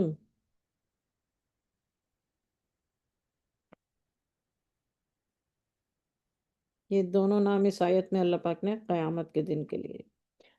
آیت نمبر 104، اور ہم اس کو صرف تھوڑی مدت کے لیے مؤخر کیے ہوئے ہیں، یعنی صرف ڈیلے کیا ہوا ہے، اس کا مطلب آئے گی نہیں ایسا نہیں ہے۔ جس روز قیامت آئے گی کوئی شخص بھی اللہ کی اجازت کے بغیر نہیں بول سکے گا، پھر ان میں بعض بد نصیب ہوں گے اور بعض خوش نصیب۔ یا اللہ آپ ہمیں ہماری آل اولاد کو ہم سے جڑے اولاد، ہمارے اسپاؤسز، ہمارے بچوں کے اسپاؤسز، ان کی بچے، قیامت تک جو نسلیں چلیں ان سب کو خوش نصیبوں میں شامل کیجیے گا، آمین ثم آمین۔ جو سن رہے ہیں ان کے بھی، میرے بھی، سب کے آمین۔ جو لوگ بدبخت ہوں گے وہ دوزخ میں اس حال میں ہوں گے کہ ان کے لیے وہاں چیخ و پکار ہوگی، ہمیشہ ہمیشہ اس میں ہوں گے جب تک آسمان اور زمین قائم ہے۔ ہاں اگر تیرا رب چاہے تو دوسری بات ہے، یعنی اللہ اگر کسی کو نکالنا چاہے تو وہ دوسری بات ہے، اور آپ لوگوں کو پتہ ہے کہ اللہ تعالیٰ کن کو نکالے گا؟ حضور صلی اللہ علیہ وسلم کی شفاعت سے مسلمانوں کو نکالے گا۔ بے شک تیرا رب جو چاہتا ہے پورے طور پر کر سکتا ہے۔ 107، اب 108، جو لوگ نیک بخت ہوں گے وہ بہشت میں ہوں گے، اس میں ہمیشہ ہمیشہ ہوں گے جب تک آسمان اور زمین میں قائم ہے۔ ہاں اگر آپ کا رب چاہے، یہ اللہ کی بخشش ہے جو کبھی ختم نہیں ہوگی۔ تو جس چیز کی یہ عبادت کرتے ہیں اس کے بارے میں آپ شک میں نہ رہیں، یہ لوگ بھی اسی طرح عبادت کر رہے ہیں جس طرح ان سے پہلے ان کے باپ دادا عبادت کرتے تھے، اور ہم ان کو ان کا حصہ بغیر کسی کمی کے پورا پورا دیں گے۔ ہم نے موسیٰ کو کتاب تو دی، اس میں اختلاف کیا گیا۔ اب تورات کی بات ہو رہی ہے، اور اگر ایک بات پہلے سے اللہ کی طرف سے طے نہ ہوئی ہوتی تو ان میں فیصلہ ہو جاتا، اور یہ اس کی طرف سے ایسے شک میں ہیں کہ جس نے ان کو تردد میں ڈال رکھا ہے۔ ہاں اور تمہارا رب تو سب کو ان کے اعمال کا بدلہ قیامت کے دن پورا پورا دے گا۔ اللہ تعالیٰ رسول اللہ صلی اللہ علیہ وسلم سے کہہ رہے ہیں کہ آپ کا جو رب ہے وہ سب کو سب کو اچھا برا جو بھی ہے سب کو اعمال کا بدلہ قیامت کے دن پورا پورا دے گا، بے شک یہ جو عمل کرتے ہیں اللہ ان سے خوب واقف ہے۔ اے پیغمبر جیسا آپ کو حکم ہوا ہے، آپ اور جو لوگ آپ کے ساتھ، آپ کے جو فالوور ہیں، قائم رہیں، یعنی ثابت قدمی کے ساتھ رہیں اور حد سے تجاوز نہ کریں۔ آپ کے سب اعمال کو اللہ دیکھ رہا ہے، اور جو ظالم ہیں ان کی طرف مت جھکو، ورنہ دوزخ کی آگ تم کو آ لپٹے گی۔ اللہ کے سوا آپ کا کوئی دوست نہیں ہوگا، پھر آپ کو کہیں سے مدد نہیں ملے گی۔ دن کے دونوں سروں، اب دونوں سروں کا مطلب کہ دونوں وقتوں کی بات ہو رہی ہے۔ واقم الصلاۃ طرف النہار وزلفا من اللیل، اس کو بریکٹ کر لیجئے، اور زلف کا مطلب ہے قریب ہو، لیل کا مطلب ہے رات، نہار کا مطلب ہے دن، طرفی جانب، صلاۃ نماز، واقم قیام کرنا، دونوں کے سروں اور رات کے کچھ حصوں میں نماز پڑھا کرو، یعنی صبح اور شام نماز پڑھا کرو، دن اور رات میں نماز پڑھا کرو۔ اس آیت کی وجہ سے شیعوں کا نماز کا ٹائم، نمازیں، آغا خانیس کی یہ آیت یہ لوگ پکڑ کے اور کہتے ہیں کہ اللہ نے قرآن میں یہ کہا ہے، کیونکہ وہ کہتے ہیں نا کہ ہم قرآن کے ہر حرف کو مانتے ہیں، تو ہمیں آپ لوگوں کو تھوڑی سی نالج ہونی چاہیے نا کہ بھئی ایسا کیا قرآن میں ہے جس کی وجہ سے یہ لوگ 5 وقت کی نماز نہیں پڑھتے۔ وہ یہ والی آیت ہے، اللہ تعالیٰ فرماتے ہیں اور دن کے اور رات کے وقت کچھ حصوں میں نماز پڑھا کرو، بے شک نیکیاں برائیوں کو دور کر دیتی ہیں۔ یہ نصیحت ہے، نصیحت ماننے والوں کے لیے۔ میں نے آپ کو بتایا تھا ذکر اس کا مطلب ہے نصیحت، اور ذاکرین جو نصیحت کو مانتے ہیں۔ آیت نمبر 114، اس کو آپ لوگ مارک کر لیجئے اور بعد میں ضرور اس کو پڑھیے گا۔ اللہ تعالیٰ فرماتے ہیں صبر کیا کرو، اللہ نیک بندوں کا بدلہ ضائع نہیں کرتا۔ جو امتیں آپ سے پہلے گزر چکی ہیں ان میں سے ایسے ہوش مند کیوں نہ ہوئے جو ملک میں خرابی کرنے سے روکتے، یعنی ایسے لوگ کیوں نہیں ہیں جو ملک میں فساد کرنے والوں کو روکتے، ان تھوڑے سے آدمیوں کے، یعنی کچھ ہیں جو روکنے والے ہیں، لیکن جو نہیں روکتے ہیں وہ کیوں نہیں روکتے، جن کو ہم نے ان میں سے بچا لیا تھا، اور جو ظالم تھے اور انہی باتوں کے پیچھے لگ رہے ہیں جس میں عیش و آرام تھا، اور جو جرائم کے عادی تھے۔ جرائم، مجرمین۔ کرائم کیا ہوتا ہے؟ جو اللہ کی نافرمانی کرے وہ کرمنل ہے، وہ مجرم ہے۔ جو اللہ کی نافرمانی کرے وہ کرمنل ہے۔ جو بندوں کے ساتھ ظلم کا معاملہ کرے، ناانصافی کا معاملہ کرے، وہ مظلوم ہیں۔ جو گناہ کرنے سے پرہیز کریں وہ متقین ہیں، اور جو گناہوں میں ڈوبے ہونے کے باوجود اور غلطیاں کرنے کے باوجود اور ساری اللہ کی نافرمانی کرنے کے باوجود اپنے آپ کو چینج کر لیں، اپنی اصلاح کر لیں، وہ مصلحون ہیں، صلح کرنے والے ہیں۔ اور جو اللہ کی کتابوں میں، اللہ کی آیتوں میں اور اس میں جو ہے یہ فرق کر کے، جیسے حکم کہہ کر کے وہ الگ ہو گئے حضرت علی رضی اللہ تعالیٰ عنہ سے، وہ لوگ کون ہیں؟ مختلفین ہیں، یعنی انہوں نے اختلاف کر کے اور فرقہ بنا لیا الگ۔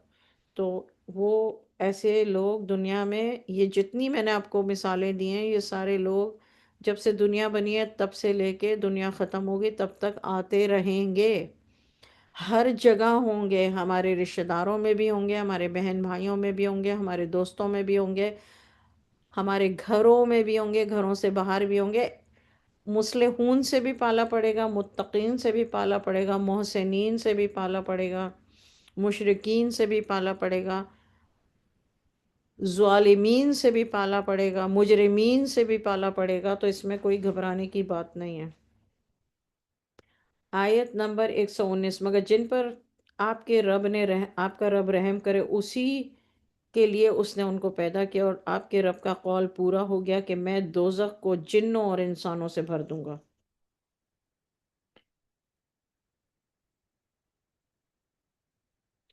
آیت نمبر 120، اور ہم نبیوں کے قصوں میں سے یہ سارے حالات آپ سے بیان کرتے ہیں جن سے ہم آپ کے دل کو تقویت دیتے ہیں، یعنی سکون دیتے ہیں. یعنی اللہ تعالیٰ یہاں پر یہ بتا رہے ہیں کہ ان سارے انبیاء علیہ السلام کا جو اللہ نے قصے بیان کیے، حضرت نوح، حضرت شعیب، حضرت لوط، حضرت ہود، حضرت صالح، حضرت ابراہیم علیہ السلام، ان سب کے واقعات اوپر سارے بیان کیے. آپ سورہ ہود کے اوپر مارک کر لیجئے، ایک نوٹ لکھ لیجئے کہ 6 یا 7 انبیاء اور ان کی قوموں کے قصے ہیں اس میں ڈیٹیل سے. پھر جب آپ کو فرصت ملے سن لیجئے گا. تو اللہ تعالیٰ کہہ رہے ہیں، اب اللہ تعالیٰ ریزن بتا رہے ہیں کہ میں نے یہ قصے کیوں سنائے. آیت نمبر 120 میں، تاکہ آپ کے دل کو سکون ملے، تقویت ملے. تقویت کیا ہوتی ہے؟ سکون ملے، راحت ملے، تسلی ملے. ان قصوں میں آپ کے پاس حق پہنچ گیا، اور مومنین کے لیے نصیحت اور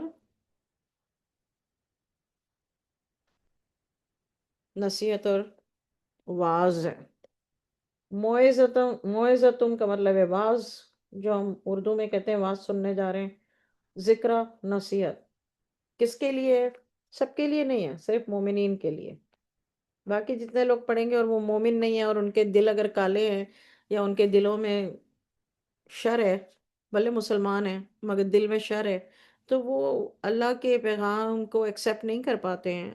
تو اللہ تعالیٰ نے کس کے لیے کہا کہ یہ کس کے لیے ہے نصیحت؟ مومنین کے لیے. ریکوائرمنٹ بتا دی نا. اور واز ہے ان سے. ہم جو کہتے ہیں نا کہ اتنے واز سننے جاتے ہیں، اتنا قرآن پڑھنے جاتے ہیں، اثر کیوں نہیں ہوتا؟ کبھی ان کے اندر عادتوں میں فرق تو دیکھا نہیں ہے، کبھی اخلاق میں فرق نہیں دیکھا، نیت میں فرق نہیں دیکھا، اندر سے شر ہی شر پھوٹ رہا ہوتا ہے. اس کی وجہ یہ ہے کہ ان کے دلوں میں گند بہت بھرا ہوا ہے. تو وہ کتنے واز سن لیں، کچھ بھی کر لیں، جب تک وہ اپنی اصلاح نہیں کریں گے. مصلحون، اللہ تعالیٰ کیا کہتے ہیں؟ جو اصلاح کرتا ہے وہ سیدھے راستے پر آتا ہے، اس کو میں ہدایت دیتا ہوں. آیت نمبر 121، اور ان سے کہہ دیجئے کہ جو ایمان نہیں لائے، تم اپنی جگہ عمل کیے جاؤ، ہم اپنی جگہ عمل کیے جاتے ہیں.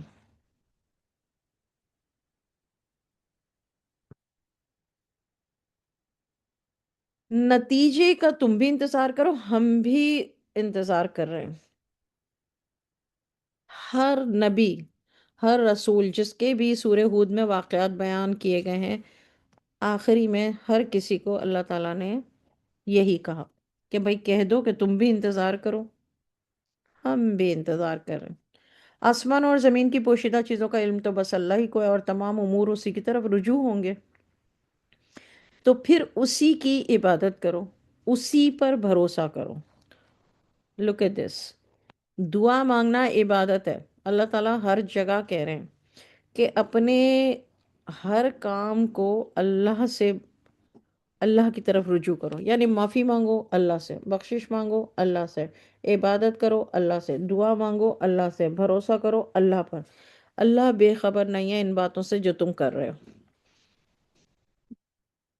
سورہ ہود ختم ہوئی یہاں پر.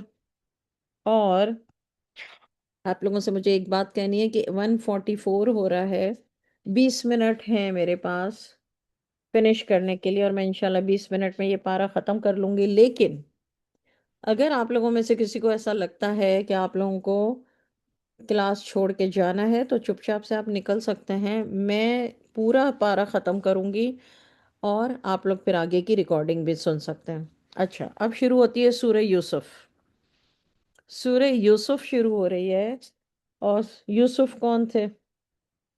دیکھیں، یونس، ہود اور یوسف، 3 انبیاء علیہ السلام کی سوراز لائن سے آ رہی ہیں. وہ آپ اپنی نوٹ بک میں لکھ لیں، کیونکہ تھوڑے دن کے بعد ہم بھول جاتے ہیں. یونس، ہود، یوسف. دس از تھرڈ ون. آیت نمبر 1، بسم اللہ الرحمن الرحیم. الف لام را. یہ حروف مقطعات میں سے ہے، اس کا علم اللہ کو ہے. تلک آیات الکتاب المبین. یہ آیتیں روشن کتاب کی ہیں. آیت کو انگلش میں ورس کہتے ہیں، پارے کو عربی میں جز کہتے ہیں. اچھا، ہم نے اس قرآن کو عربی زبان میں نازل کیا تاکہ تم سمجھ سکو۔ دیکھیے اللہ تعالیٰ نے کہا میں نے اس قرآن کو عربی زبان میں نازل کیا، اور اس کے بعد ریزن دیا۔ جب اللہ تعالیٰ ہر بات کا ریزن دے رہے ہیں، ہمارے اندر ایسا کیا تکبر بھرا ہوا ہے کہ ہم سے کوئی پیار سے سوال کرے کہ تم نے ایسا کیوں کیا، تو سامنے سے ان کو مرچیں کیوں لگتی ہیں کہ ہم تمہیں جواب دے نہیں ہیں۔ ہاں، اگر وہ کسی اور ایسا سوال کر رہے ہیں جو کہ پرسنل ہے، تو پھر آپ کے پاس حق ہے کہ آپ نہ جواب دیں۔ لیکن جب وہ اپنے بارے میں کہیں کہ مجھے اس سوال کا جواب دو، اور وہ سامنے سے تکبر کریں، بکواس کریں، تو مطلب اللہ اللہ کو کون کہہ سکتا ہے کہ یا اللہ آپ نے قرآن پاک عربی میں کیوں نازل کیا؟ کوئی کہہ سکتا ہے؟ کوئی مسلمان یہ کہہ سکتا ہے کہ اللہ پاک آپ نے قرآن پاک کیوں عربی میں نازل کیا؟ اردو میں کیوں نہیں کیا؟ انگلش میں کیوں نہیں کیا؟ فارسی میں کیوں نہیں کیا؟ چائنیز میں کیوں نہیں کیا؟ کوئی کہہ سکتا ہے؟ کوئی سوچ بھی سکتا ہے؟ کوئی اللہ سے یہ گلا شکوہ کر سکتا ہے؟ کیا کوئی اللہ سے سوال کر سکتا ہے؟ اس کا مطلب تو یہ ہے کہ دل میں ہمارے پاس اللہ کی وہ بڑائی نہیں ہے، ہے نا؟ مگر آؤٹ آف کیوریوسٹی پوچھ سکتا ہے، جیسے حضرت ابراہیم علیہ السلام نے کہا کہ مجھے پورا یقین ہے، پورا ایمان ہے کہ آپ مردوں کو زندہ کریں گے، لیکن کیسے کریں گے؟ وہ انہوں نے آؤٹ آف کیوریوسٹی پوچھا۔ ان کے دل میں کجی نہیں تھی، ان کے دل میں شر نہیں تھا، ان کے دل میں کوئی وہ، اور دل کا حال صرف اللہ کو پتا ہوتا ہے۔ جس کے دل میں نقص ہوتا ہے نا، وہ نقص کی وجہ سے کہہ رہا ہے یا نقص کی وجہ سے نہیں کہہ رہا، صرف ایسے ہی کہہ رہا ہے، کیوریس ہے، دیکھنا چاہتا ہے، جاننا چاہتا ہے، لیکن وہ کلیئرلی پیورلی اللہ کو بلیو کرتا ہے۔ یا آپ کا کوئی دوست ہے، آپ کی بات کو بلیو کرتا ہے، لیکن پوچھ رہا ہے یار تو نے کیسے نہاری پکائی تھی؟ دو طرح کے لوگ ہوتے ہیں پوچھنے والے، ایک جن کے دل میں کیوریس ہوں، ایک ہوتے ہیں جو آپ کو چیلنج کر رہے ہیں، آپ کے اوپر سوال اٹھا رہے ہیں۔ اللہ تعالیٰ کو دیکھیے قرآن پاک میں جہاں بھی جو بھی حکم دیتے ہیں، جو بھی بات کہتے ہیں، پیچھے ابھی میں نے آپ کو بتایا کہ اللہ نے حضور صلی اللہ علیہ وسلم سے کہا میں نے یہ انبیاء علیہ السلام کے اور ان کی قوموں کے قصے اس لیے سنائے تاکہ آپ کے دل کو تقویت ملے، چین، امن، سکون، راحت، تسلی ملے۔ ورڈ تقویت کا مطلب یہ ہے۔ ہم کبھی یہ سوچ سکتے ہیں نا دل میں کہ اللہ تعالیٰ نے ان انبیاء علیہ السلام کی باتیں کیوں کی؟ بھئی اب وہ تو گزر چکے، ان کی قومیں ختم ہو چکی ہیں، اس کو بھی اتنی زمانے گزر گئے، قرآن پاک ان قصوں سے کیوں بھرا ہوا ہے؟ ہم سوچ سکتے ہیں۔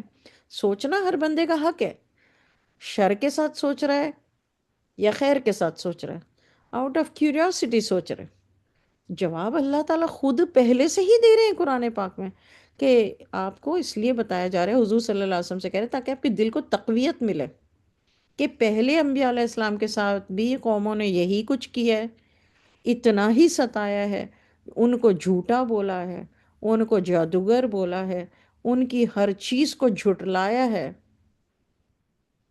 تو اینڈ میں جا کر ان قوموں کے ساتھ میں نے یہ کیا۔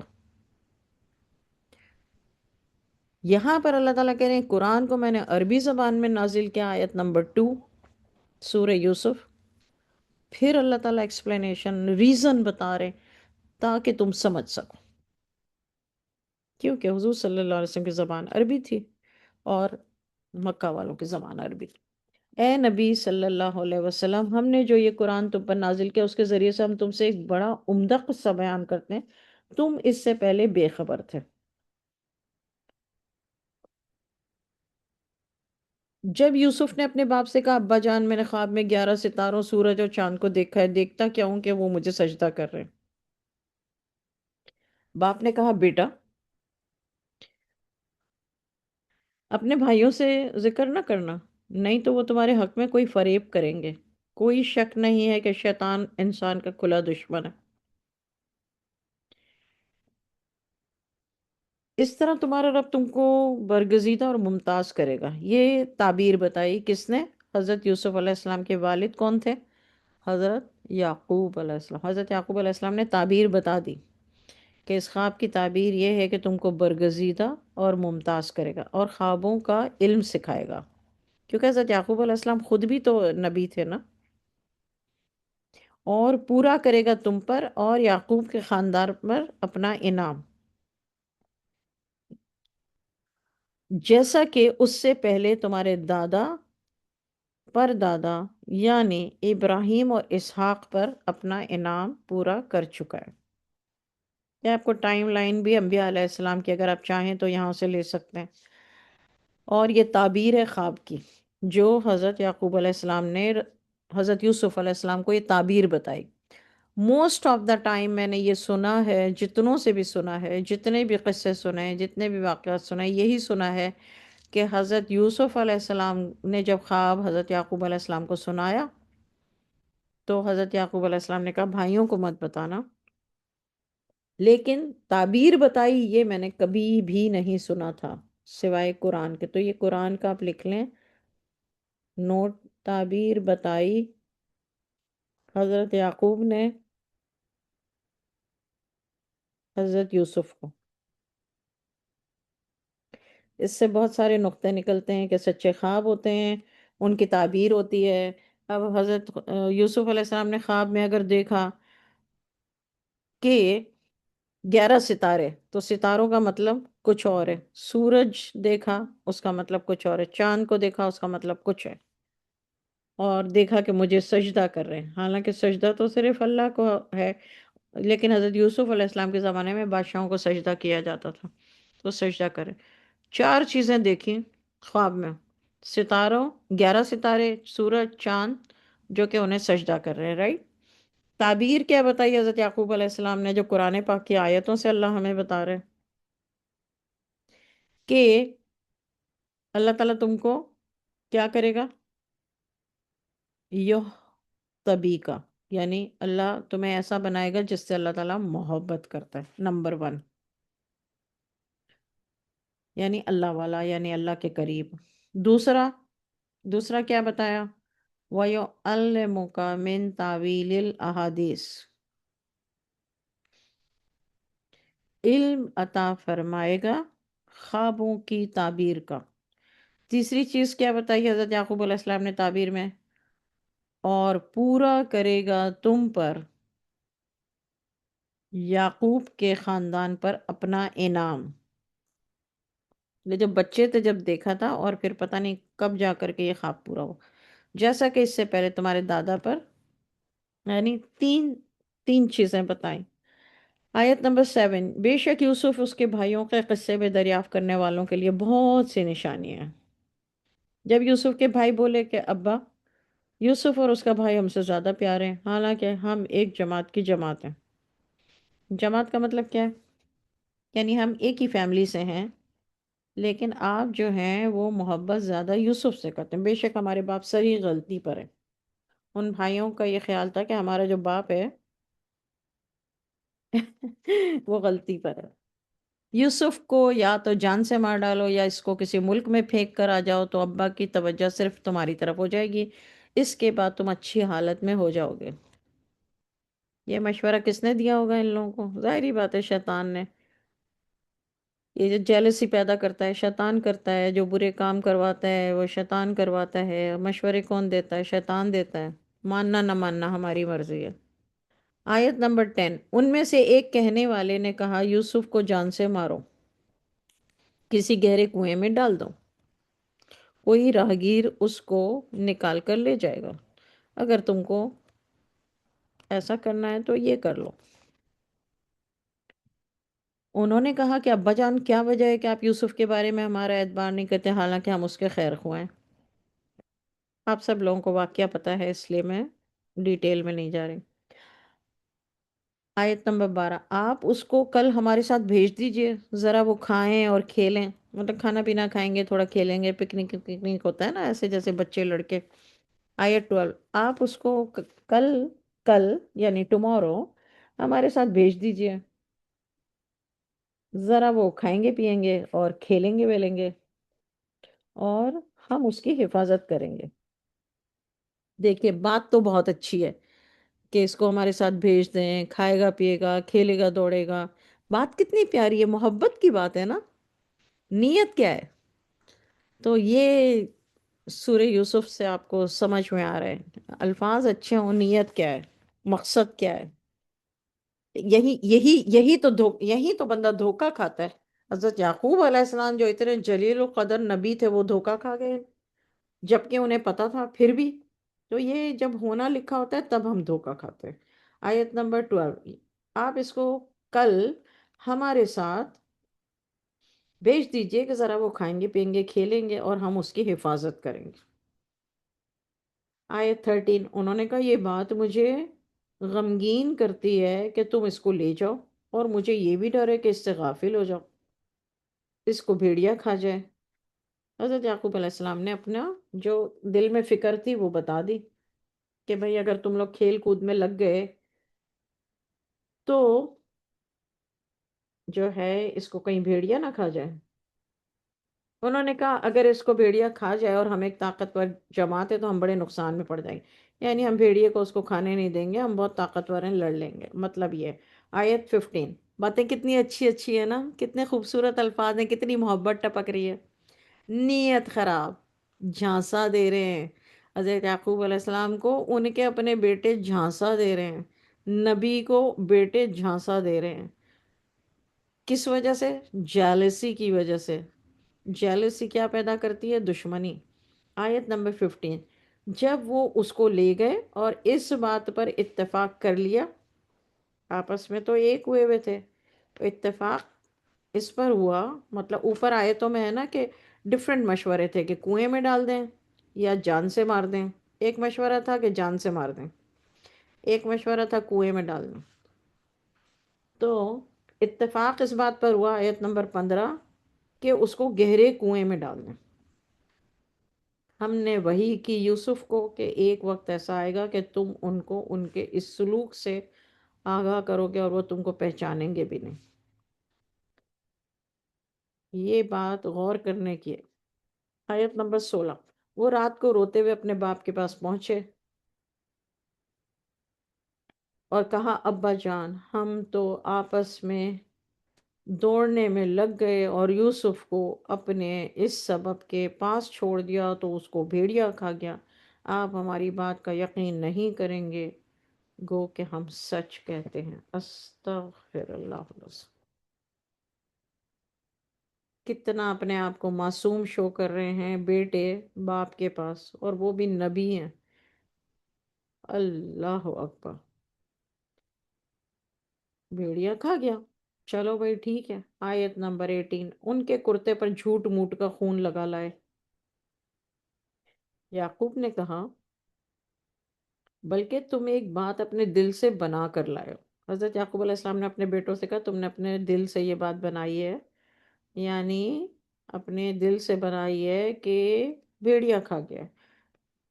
صبر ہی کروں گا جس میں شکایت نہیں ہوگی۔ یعنی حضرت یعقوب علیہ السلام کو اندازہ تو ہو گیا کہ یہ ایسی بکواس کر رہے ہیں، لیکن اصل حقیقت حضرت یعقوب علیہ السلام کو نہیں پتہ تھی کہ ایکچولی کیا ہے، لیکن اس بات کا اندازہ ہو گیا کہ کچھ تو کیا ہے انہوں نے اس کے ساتھ۔ لیکن حضرت یعقوب علیہ السلام نے کہا صبر ہی کروں گا جس میں شکایت نہیں ہو۔ یہاں پر ایک اور بات ہے، جب آپ کو ایسا لگے کہ سامنے والا جھوٹ بول رہا ہے تو اس سے کہہ دیں کہ میں سمجھ رہی ہوں، مجھے سمجھ میں آ رہا ہے کہ تم جھوٹ بول رہے ہو، اپنی طرف سے ایسے ہی بول رہے ہو، لیکن یہ بات نہیں ہے۔ آپ یہ کہہ دیں، اگر آپ کو سمجھ آ رہا ہے، اللہ نے آپ کو عقل دی ہے، سمجھ دی ہے، تو آپ یہ کہیں، کیونکہ حضرت یعقوب علیہ السلام نے یہی کہا اپنے بیٹوں کو کہ تم یہ بات اپنے دل سے بنا کر لائے ہو، یعنی تم فضول میں یہ کہہ رہے ہو، ایکچولی یہ بات نہیں ہے کہ بھیڑیا کھا گیا ہے۔ آگے پھر کیا کہا؟ تو صبر ہی کروں گا جس میں شکایت نہیں ہوگی، اور جو تم کر آئے ہو اس پر اللہ ہی سے مدد مطلوب ہے۔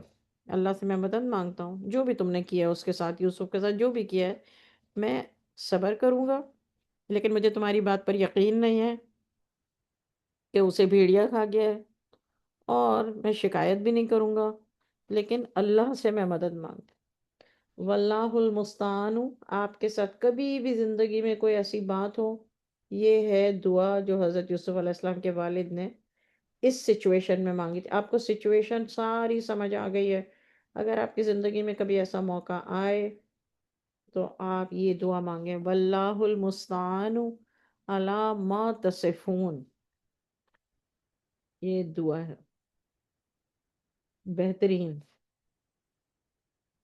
اچھا، آیت نمبر 19 یہاں تک تو ہو گیا حضرت یعقوب علیہ السلام اور حضرت یوسف علیہ السلام کے بیٹوں نے جو بھی کیا، پھر جو آ کے جو بھی بتایا، لے جانے کے لیے جو بھی جھانسا دیا، بڑے نائس نائس الفاظ استعمال کیے، بڑی محبت میں رہے اور گھر میں ہی رہے۔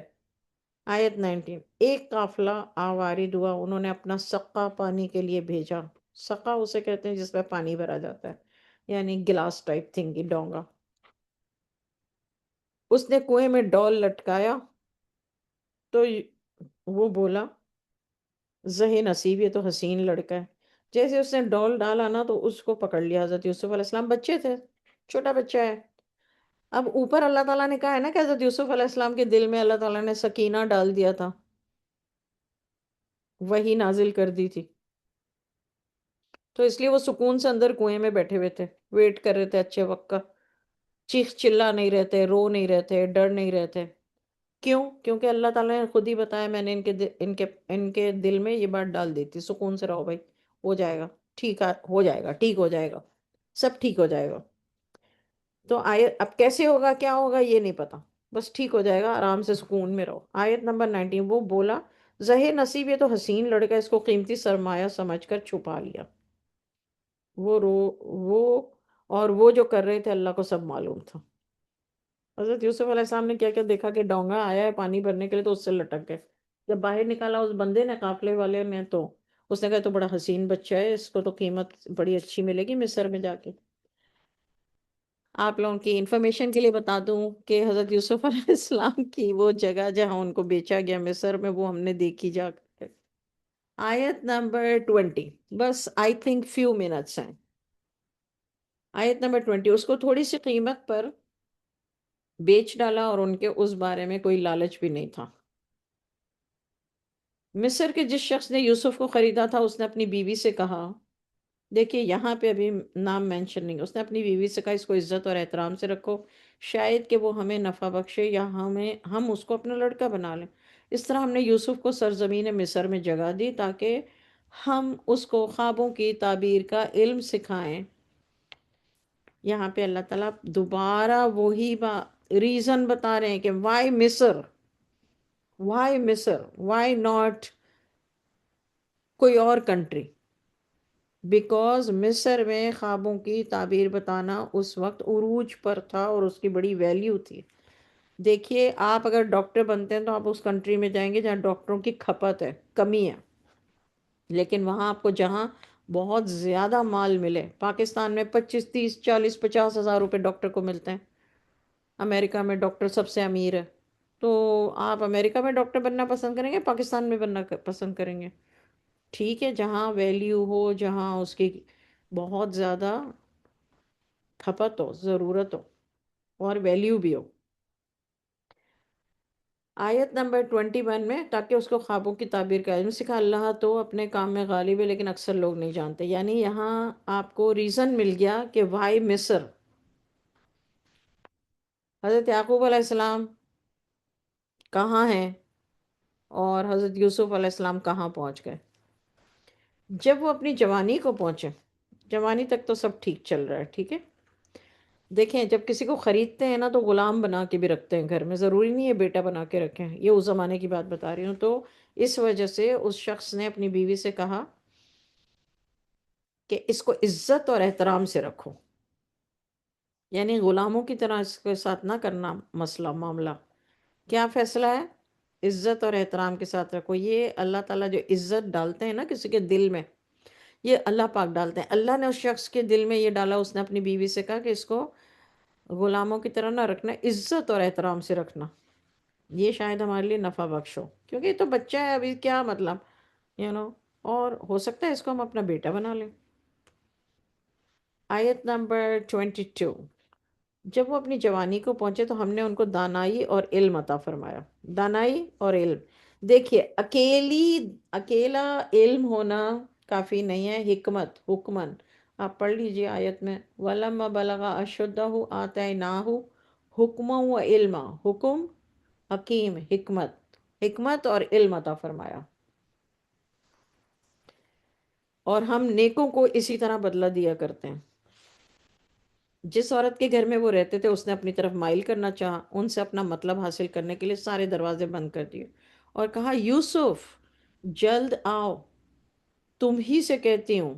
اس نے کہا اللہ کی پناہ، وہ میرے آقا ہیں، انہوں نے مجھے اچھا مقام دیا ہے، کیونکہ ظالموں کو فلاح نہیں ملتی۔ یہ کس نے جواب دیا؟ حضرت یوسف علیہ السلام نے جواب دیا۔ اس نے کہا، مطلب حضرت یوسف علیہ السلام نے کہا، اور یہ بھی سمجھ لیجئے کہ وہ انہوں نے بیٹا نہیں بنایا تھا، صرف عزت اور احترام سے رکھا تھا۔